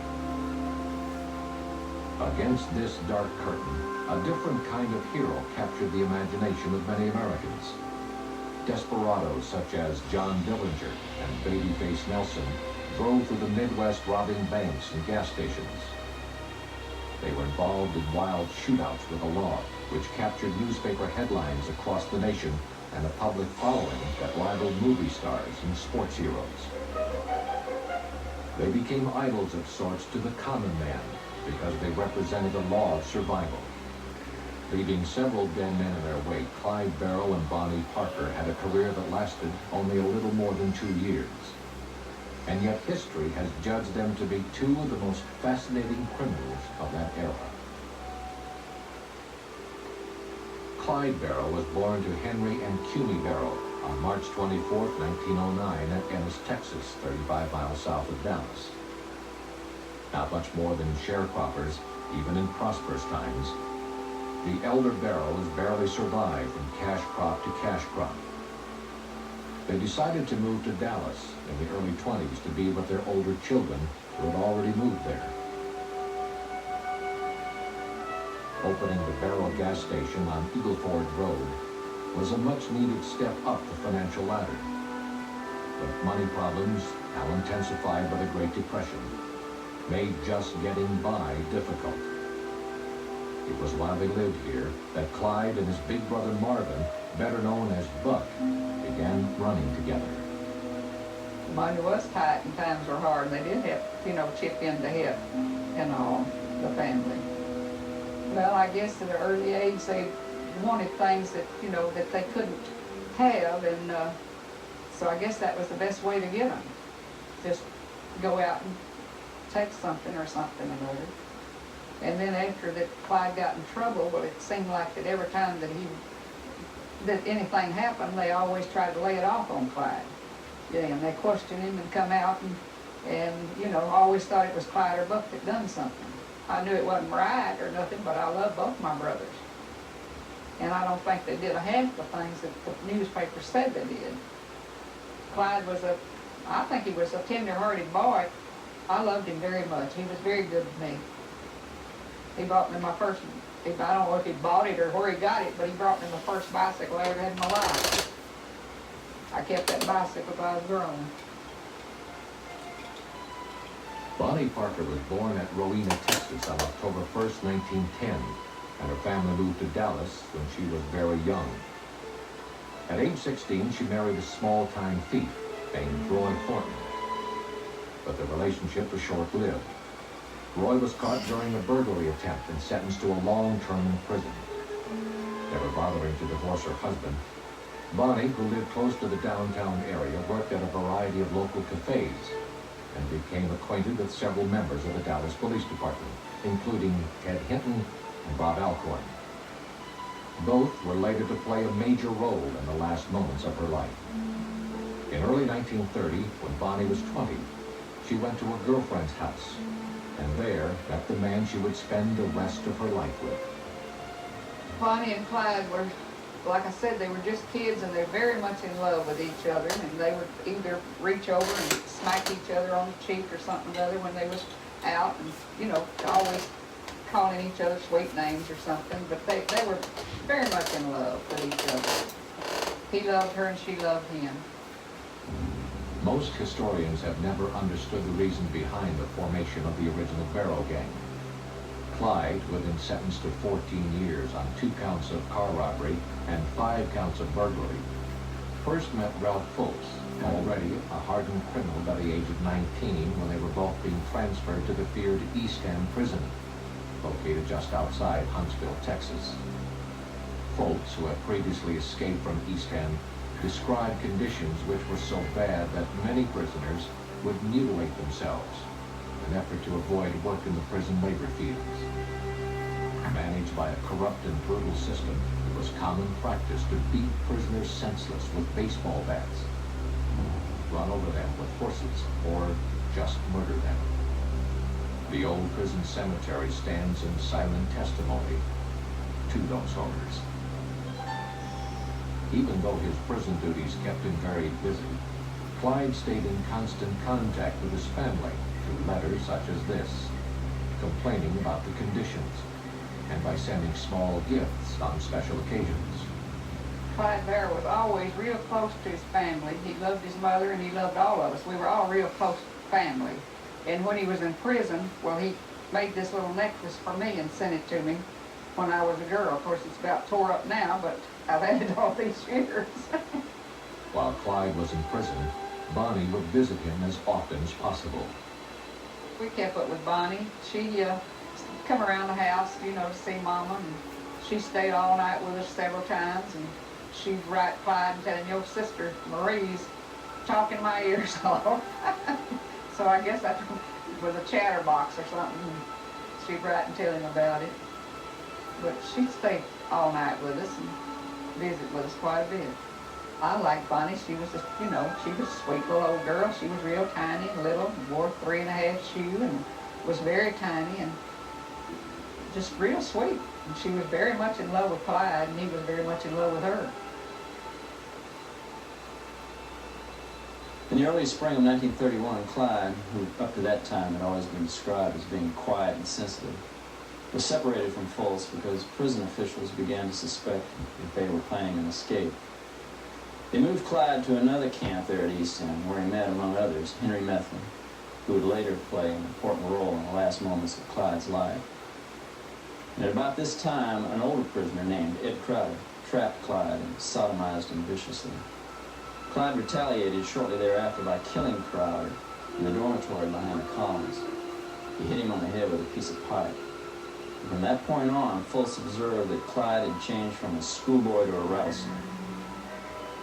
Clyde and Fultz also decided that when they got out of prison, they would form a gang, return to East End, raid it, and free as many prisoners as they could. Before the plan could be finalized, Fultz was paroled, and the forced labor inflicted upon Clyde intensified because of his new attitude. Clyde was so upset that he cut off 2 of his own toes in an effort to get out of the work. And unfortunately, on February 2nd, 1932, he was also paroled, which made the mutilation unnecessary. And he returned home a bitter and angry young man. He just seemed like he just got meaner like or something or other. I don't know. He just didn't care much anymore about anything. Clyde and myself started the Barrel Gang in prison. We recruited ex-cons as the other members of the gang. Of course, the original gang was Clyde and myself, Raymond Hamilton, who I got out of jail in McKinney, Texas, and Bonnie Parker got in by accident. Shortly thereafter, Foltz and Hamilton were captured and sent to jail. Then, a new name was added to the Barrel Gang, William Deacon Jones, better known as W.D. I've known W.D. Jones ever since I was a little kid, because W.D. Jones and his family lived down on the campground too. W.D. Jones was a handsome boy. All the girls thought he was good looking. He had several good looking brothers too. He didn't recruit W.D. W.D. just wanted to go along with him, and he took him off with him one time, and then he brought him back, like I said, and said, when you go home, because you're not, nobody knows who you are, and just stay at home. But he didn't do it. He hung around up and down the roads, that Eagle Ford Road, looking for Clyde to come by where he could go on to him again. The killing of Fort Worth Deputy Malcolm Davis in West Dallas gave additional unneeded publicity to the Barrel Gang. I know that it was at Lily Hamilton's house when he stopped and went up to the door. Well, this Malcolm Davis threw a gun on him and says, to stop, and anyway, I think that Clyde shot, but his pistol got jammed at the time, and W.D. was shooting, and Bonnie made him quit shooting because she's afraid he would hit Clyde, but evidently Clyde pulled the bullet out with his fingers, and evidently he did shoot the policeman. Now, or W.D. did one. I don't really know which one did. In late 1929, Buck Barrow, Clyde's older brother, was sentenced to 4 years in prison for burglary, but made a daring escape after serving less than a year. It was after the escape that he met Blanche Cadwell, and it was love at first sight. Even though he had been married twice before, theirs was a love story which matched in intensity. All right, so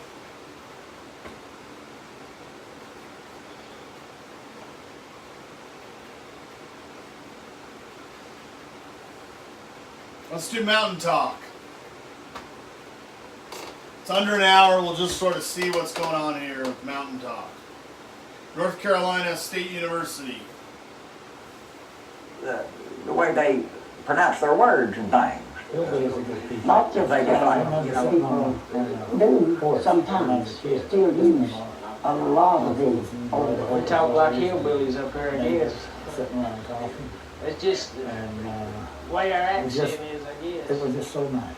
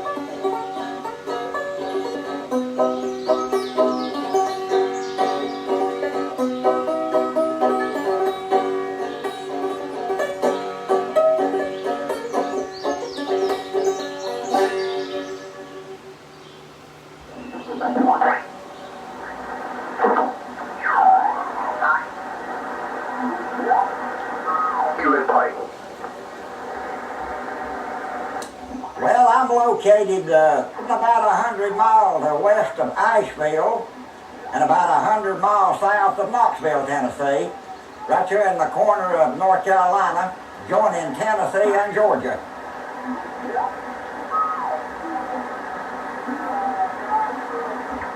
And the name is Jim, Juliet, India, Mike, and I'm located in Robbinsville, North Carolina. Roger? Hello, Kim, up in Robbinsville, North Carolina. Yeah, really very nice to meet you today, Kim. Nice seeing you down here. To outsiders, the accents and pronunciations in mountain speech may sound quaint, uneducated, or worse, but they often resemble the English dialect spoken in Scotland and Ireland.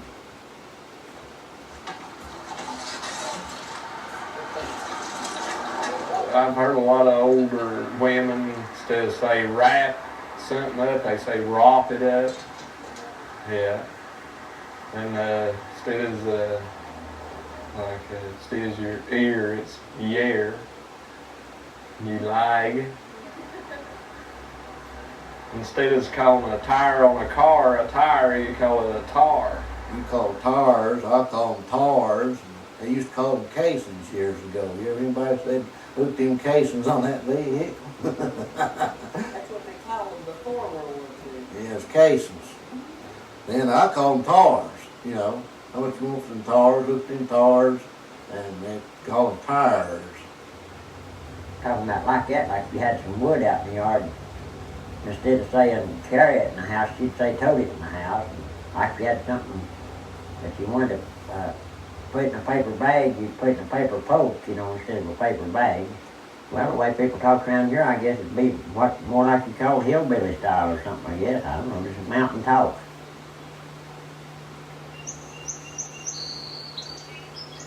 Most of your local people have your mountain talk. That's the way you can tell the mountain people from your outsiders, by their language they use. Say, I'll see you over yonder. It means I'll see like in Waynesville. It's a mountain top kind of. Never nothing stops. It's like a singing, you know. We're kind of like we're singing. Lita said we're singing, not talking, you know. Yeah, I like my moped.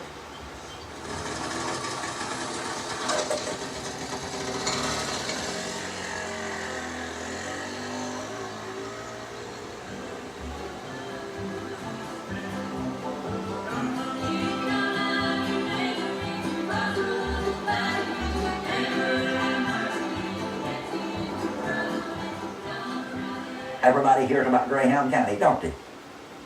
How good the people is, how they'll help you.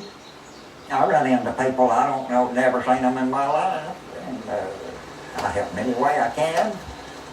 Somebody said one day, you'll get knocked in the head. I said, well, if I do, I'm just not.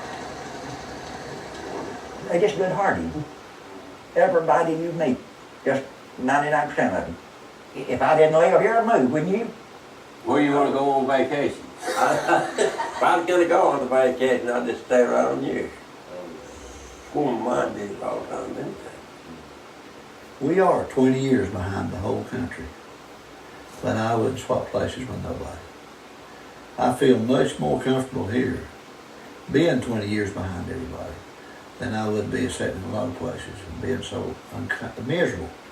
You don't like your neighbor, you don't speak to your neighbor, you're bitter with the world. Atlanta's a good example, or Raleigh. You drive down the street and everybody's wide open, blowing their horns, and don't know nobody, and don't want to know nobody, and don't care about nobody. It's quite a bit different up there. Well, I lived in Washington, D.C. about 4.5 years, and I just seem to be in hell with my back broke, is live right. People are so good to each other here.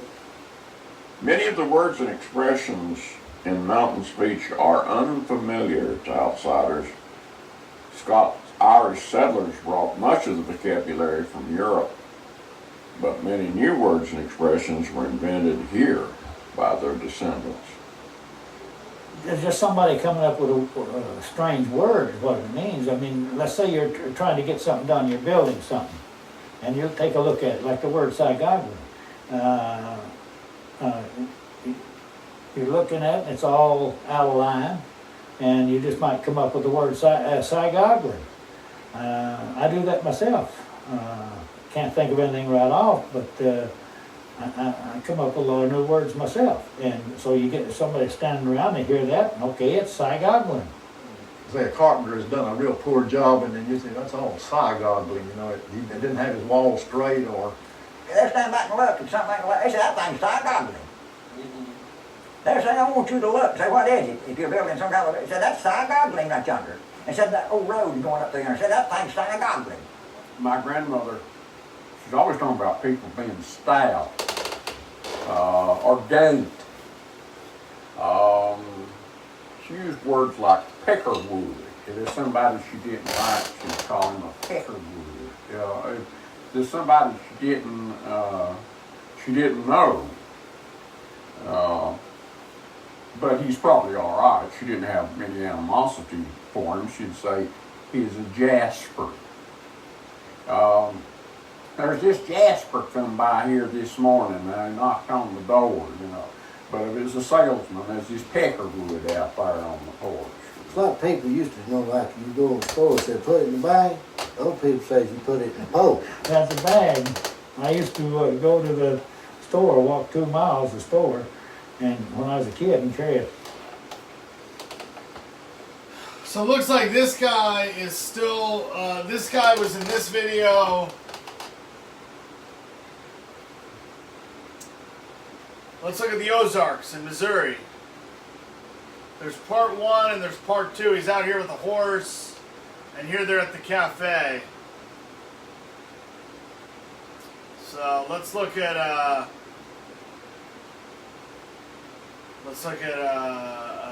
part 1. You know, Jason Bateman's doing that show, The Ozarks. It's like a detective, I think, story or something.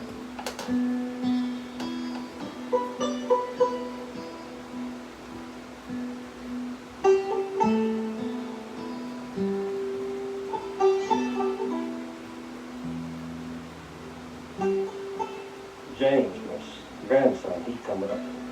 He'd stood around me for a long time there. He just lived in China, Hopeless. He said, Grandpa, I said, I've got 2 whittling sticks. Yeah? Mm-hmm. I said, one for me? Yeah, one for you. Brought out, reached in his pocket and brought out 2 little pieces of cedar, you know. Then he got out his knife and always stood there and went, well, something like that. It was a big thing to him, it was a big thing to me. Shoot, you boys will know sometimes you like to whittle with your grandsons. Just like sit down and whittle. And we whittled so we cut our shavings pretty tough fine to make those good cedar whittling sticks last. And we run out of whittling sticks about the same time. That done me good. To know that he'd think of me in that way. Grandpa bought you a whittling stick. I bought 2 whittling sticks. You know,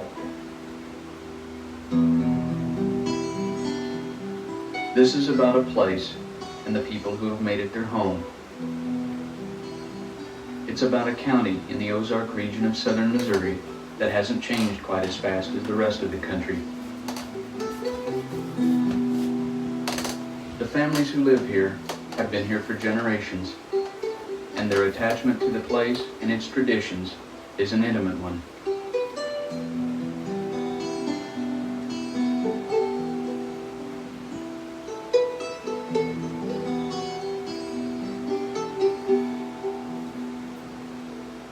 The first settlers began coming here soon after 1800. They came from the highlands of Kentucky and Tennessee and the Carolinas. They built their homes along the creeks and in the hollows, wherever they could find a fertile piece of land. And they stayed.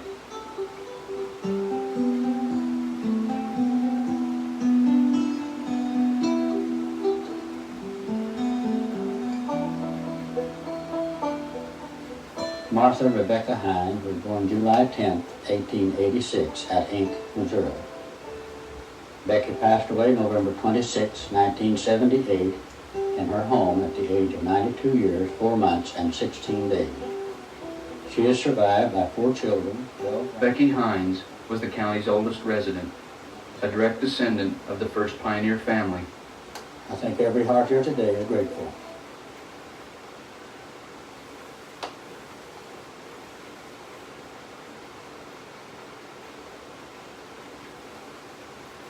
All right, so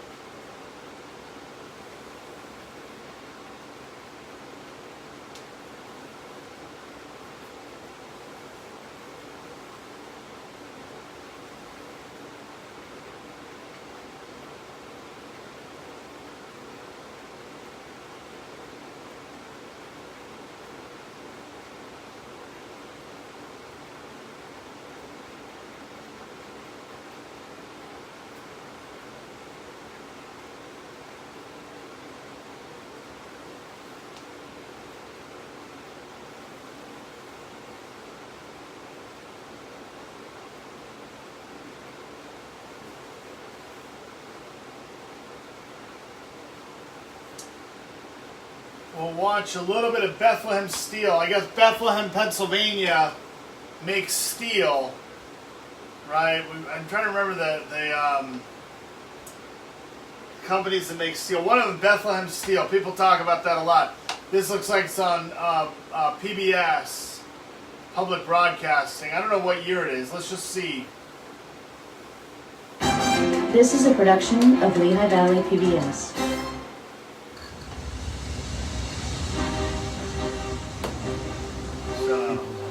Virtually risked their lives in this tremendous heat.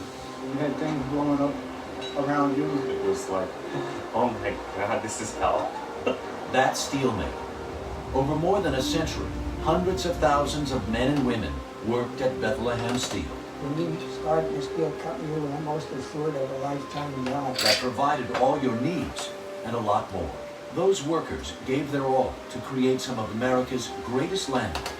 Most of the great bridges and most of the great skyscrapers were built. Okay, here's New York, 1987.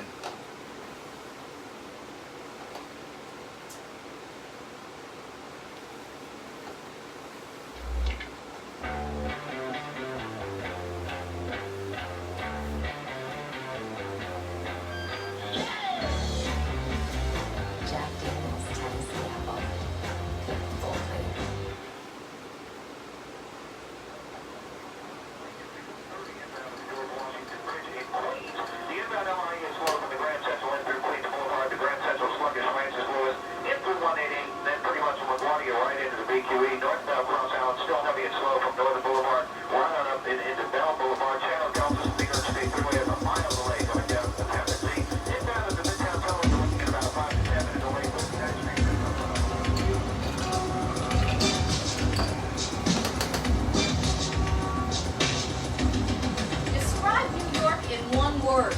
Describe New York. Well, what word should describe New York? I'd say one word. Exciting! Outrageous. New York City. We have good things, we have bad things. One word. One word. One word. One word. Fabulous. Tense. Confusion. New York is crazy. I'm telling you, it is crazy. I love it here. Convincing.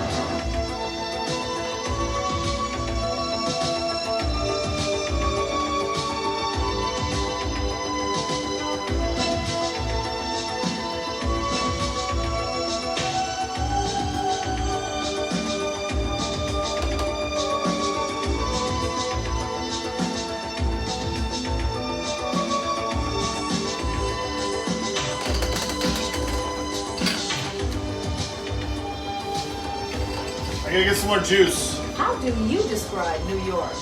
It's been serenaded in song, portrayed in print and on canvas, captured on celluloid, and imprinted in the mind of anyone who's ever visited or dreamt of visiting the Big Apple.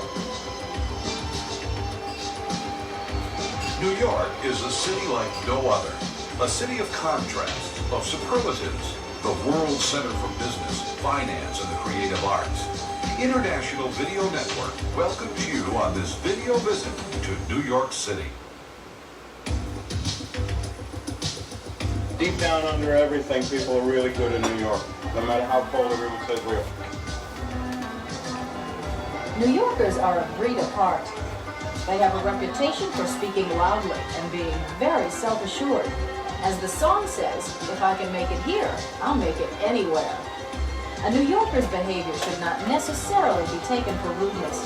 It's merely the result of living in a city where conditions are crowded, fast-paced, and tumultuous, where you have to speak loudly to be heard and walk briskly to get through the crowded streets. It's not the calm life. It's 90 miles an hour zone. And you want to relax sometimes. It's not a relaxing place.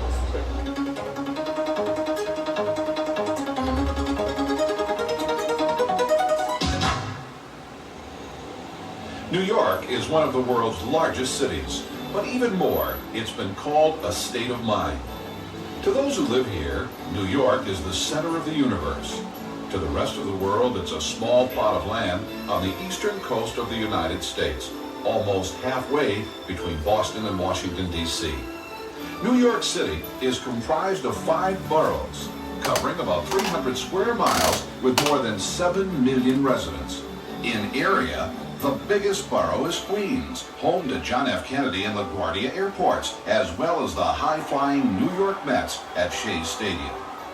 The northernmost borough is the Bronx, famous for its zoo, as well as for that other great baseball team, the New York Yankees.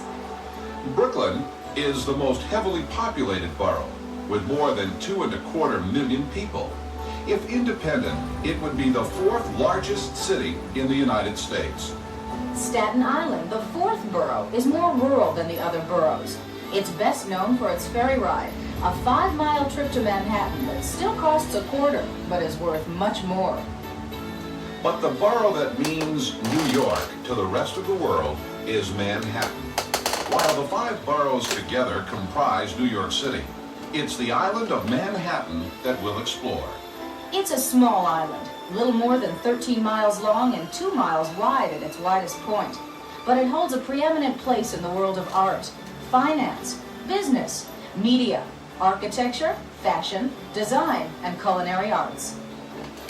What we now call New York City was inhabited by the Indians in 1609, when Henry Hudson, sailing for the Dutch East India Company, first navigated the river that now bears his name. The first Dutch settlers arrived in 1624 and established a settlement and trading post called New Amsterdam.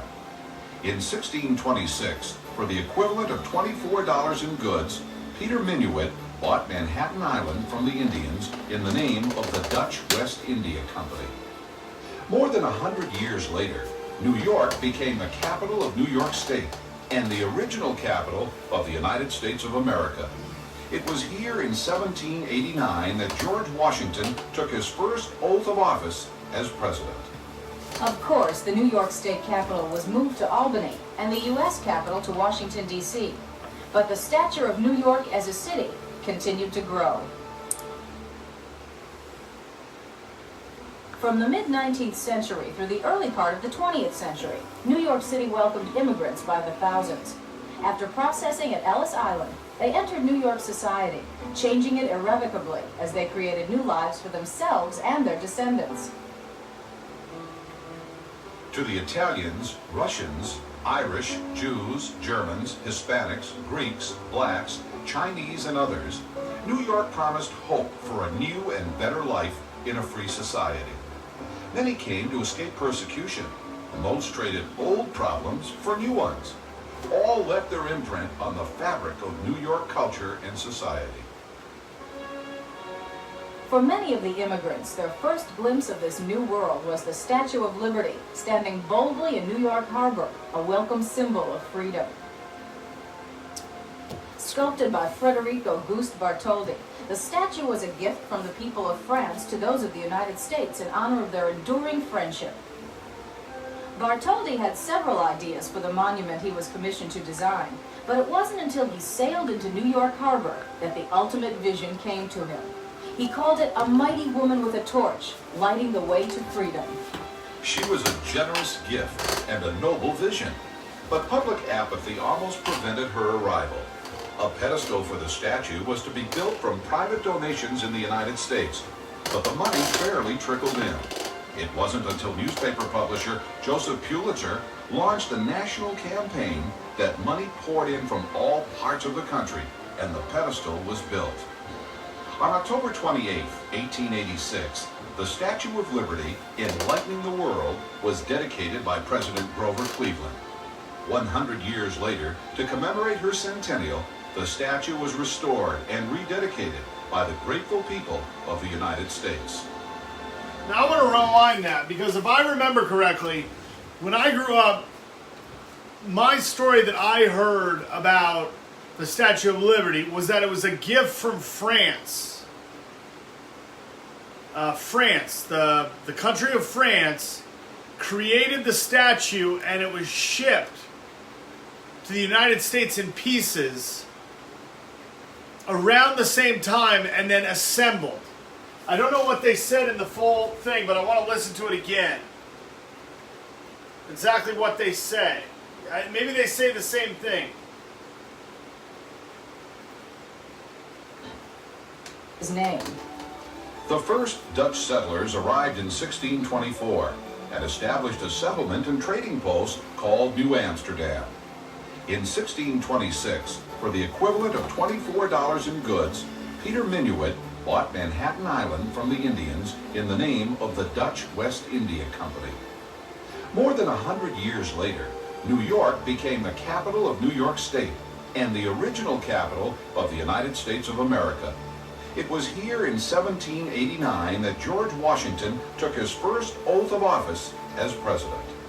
Of course, the New York State Capitol was moved to Albany and the U.S. Capitol to Washington, D.C. But the stature of New York as a city continued to grow. From the mid-19th century through the early part of the 20th century, New York City welcomed immigrants by the thousands. After processing at Ellis Island, they entered New York society, changing it irrevocably as they created new lives for themselves and their descendants.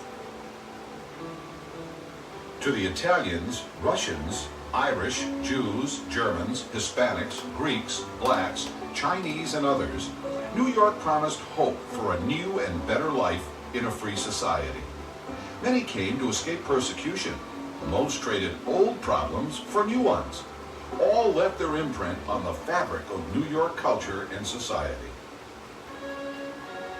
For many of the immigrants, their first glimpse of this new world was the Statue of Liberty, standing boldly in New York Harbor, a welcome symbol of freedom.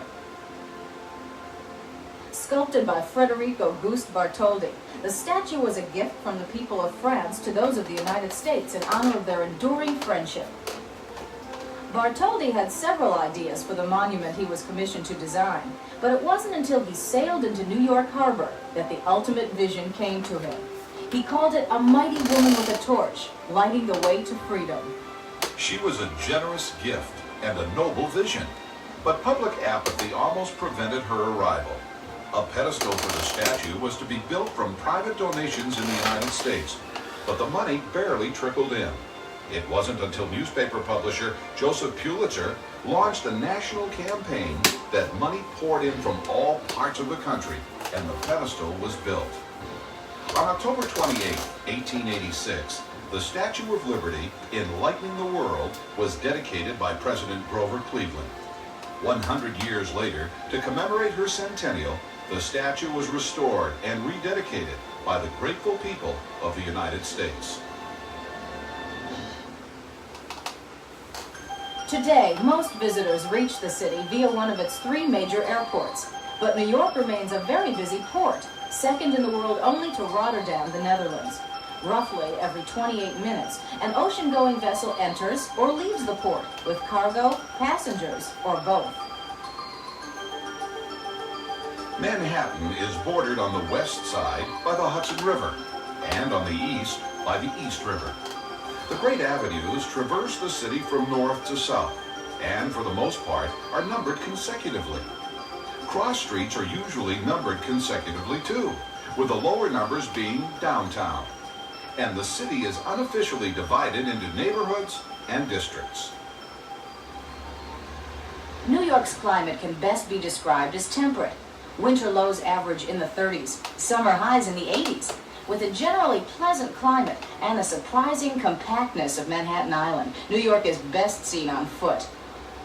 But when the weather just won't cooperate, pedestrians can take to a transportation system that includes almost 12,000 taxis, 1,000 miles of bus routes, and more than 200 miles of subway lines.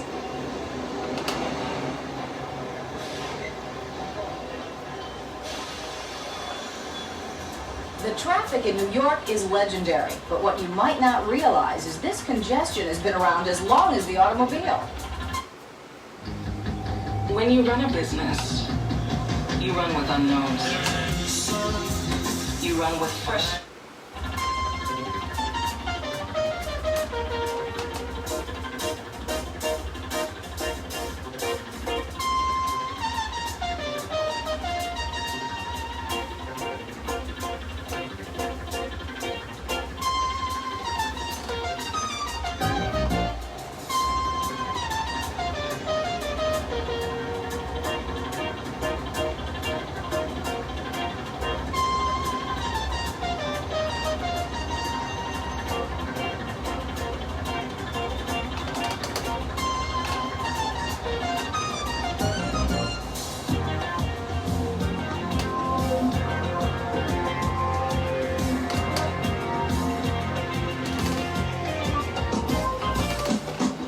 The New Yorker's nightmare is gridlock, a situation that occurs when traffic congestion blocks travel in all directions at an intersection.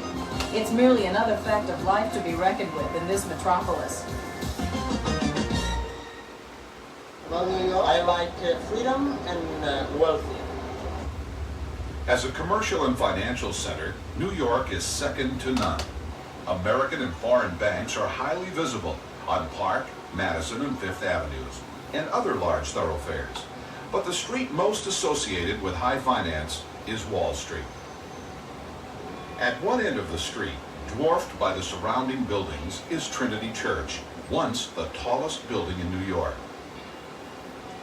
An Episcopal church dating back to 1697, its quiet cemetery is an island of serenity amid the hustle and bustle of the financial district.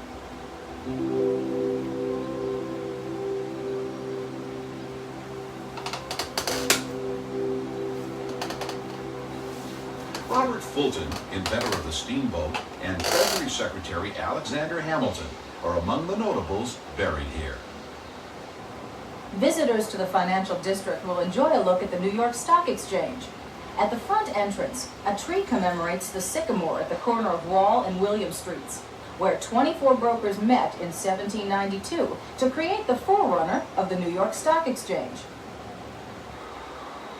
Today, more than 1,000 members trade shares in a daily frenzy, far removed from the gentlemanly handshakes or taps on the shoulder that sealed a bargain 200 years ago.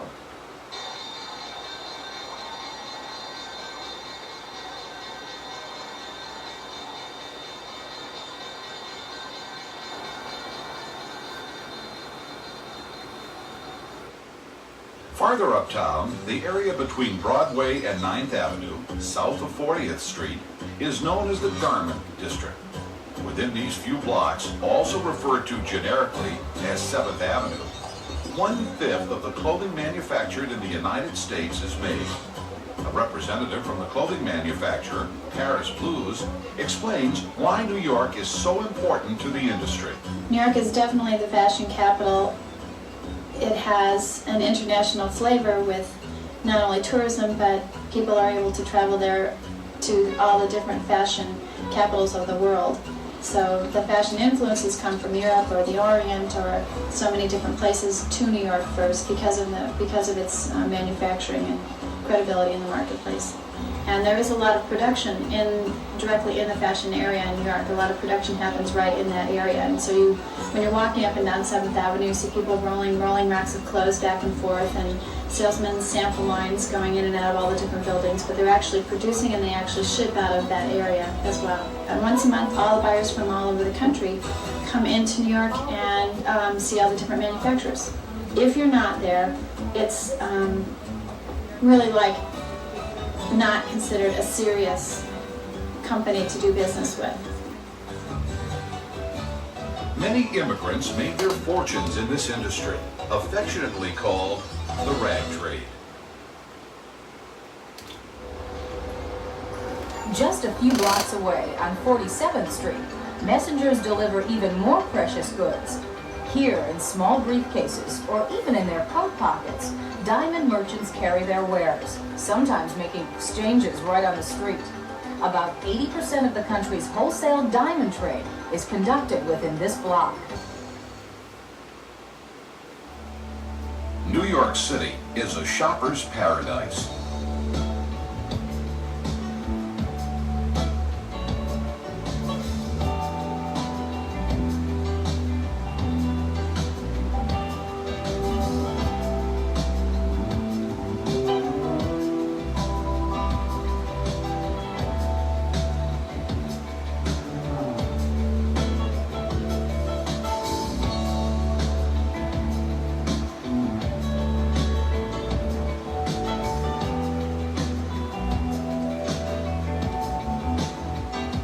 More than 30 department stores, including the famed Macy's, carry an assortment of items from all over the world. First opened in 1858 in a mere 20-foot wide store, Macy's today covers... All right, so we're going to see what else is on. So it's a lot of sort of this stuff. We're going to see who's streaming now.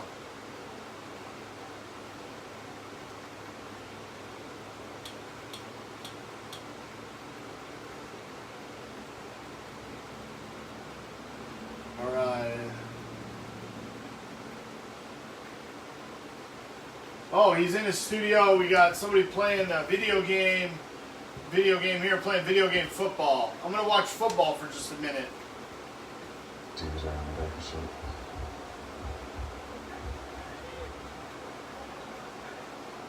Yeah. You just go to edit Claire and play the position.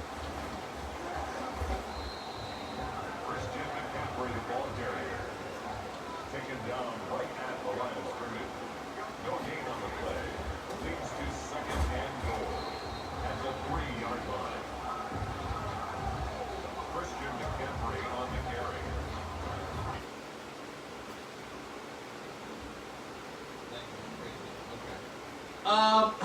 Anyway.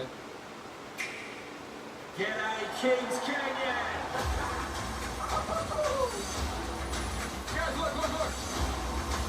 Hi, friends.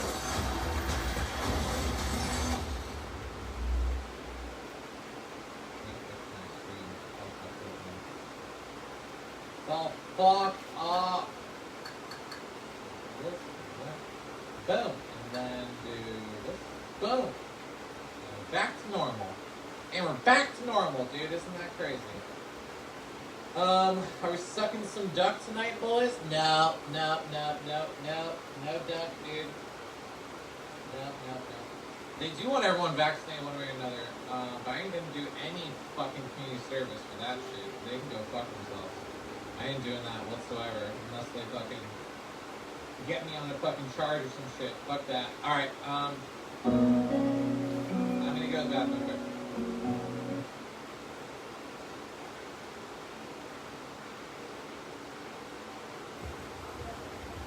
No, not sponsored by Wedge. I'm doing myself.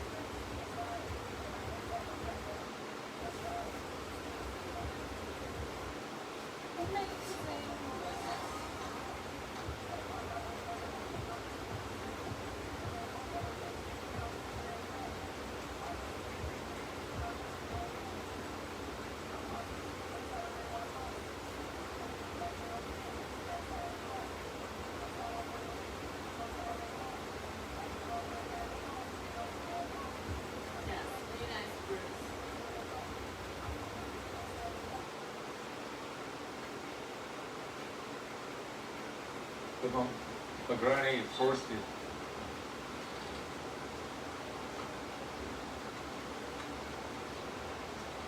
You eat mandarin orange every day? Okay, 5 oranges is like 5,000 Korean won. So it's like $4.50. A normal orange.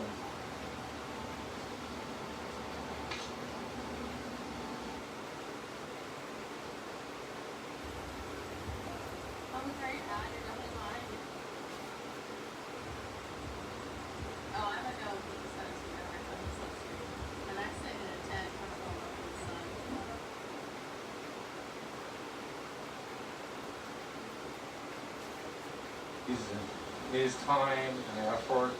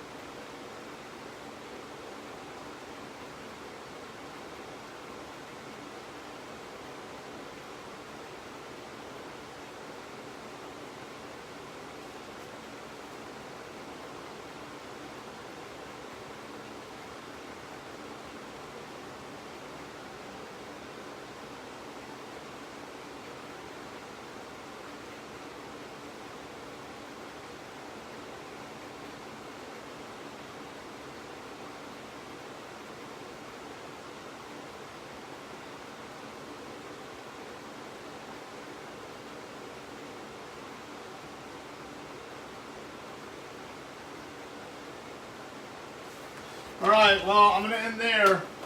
I hope you're doing good, and I'll talk to you later. Bye-bye.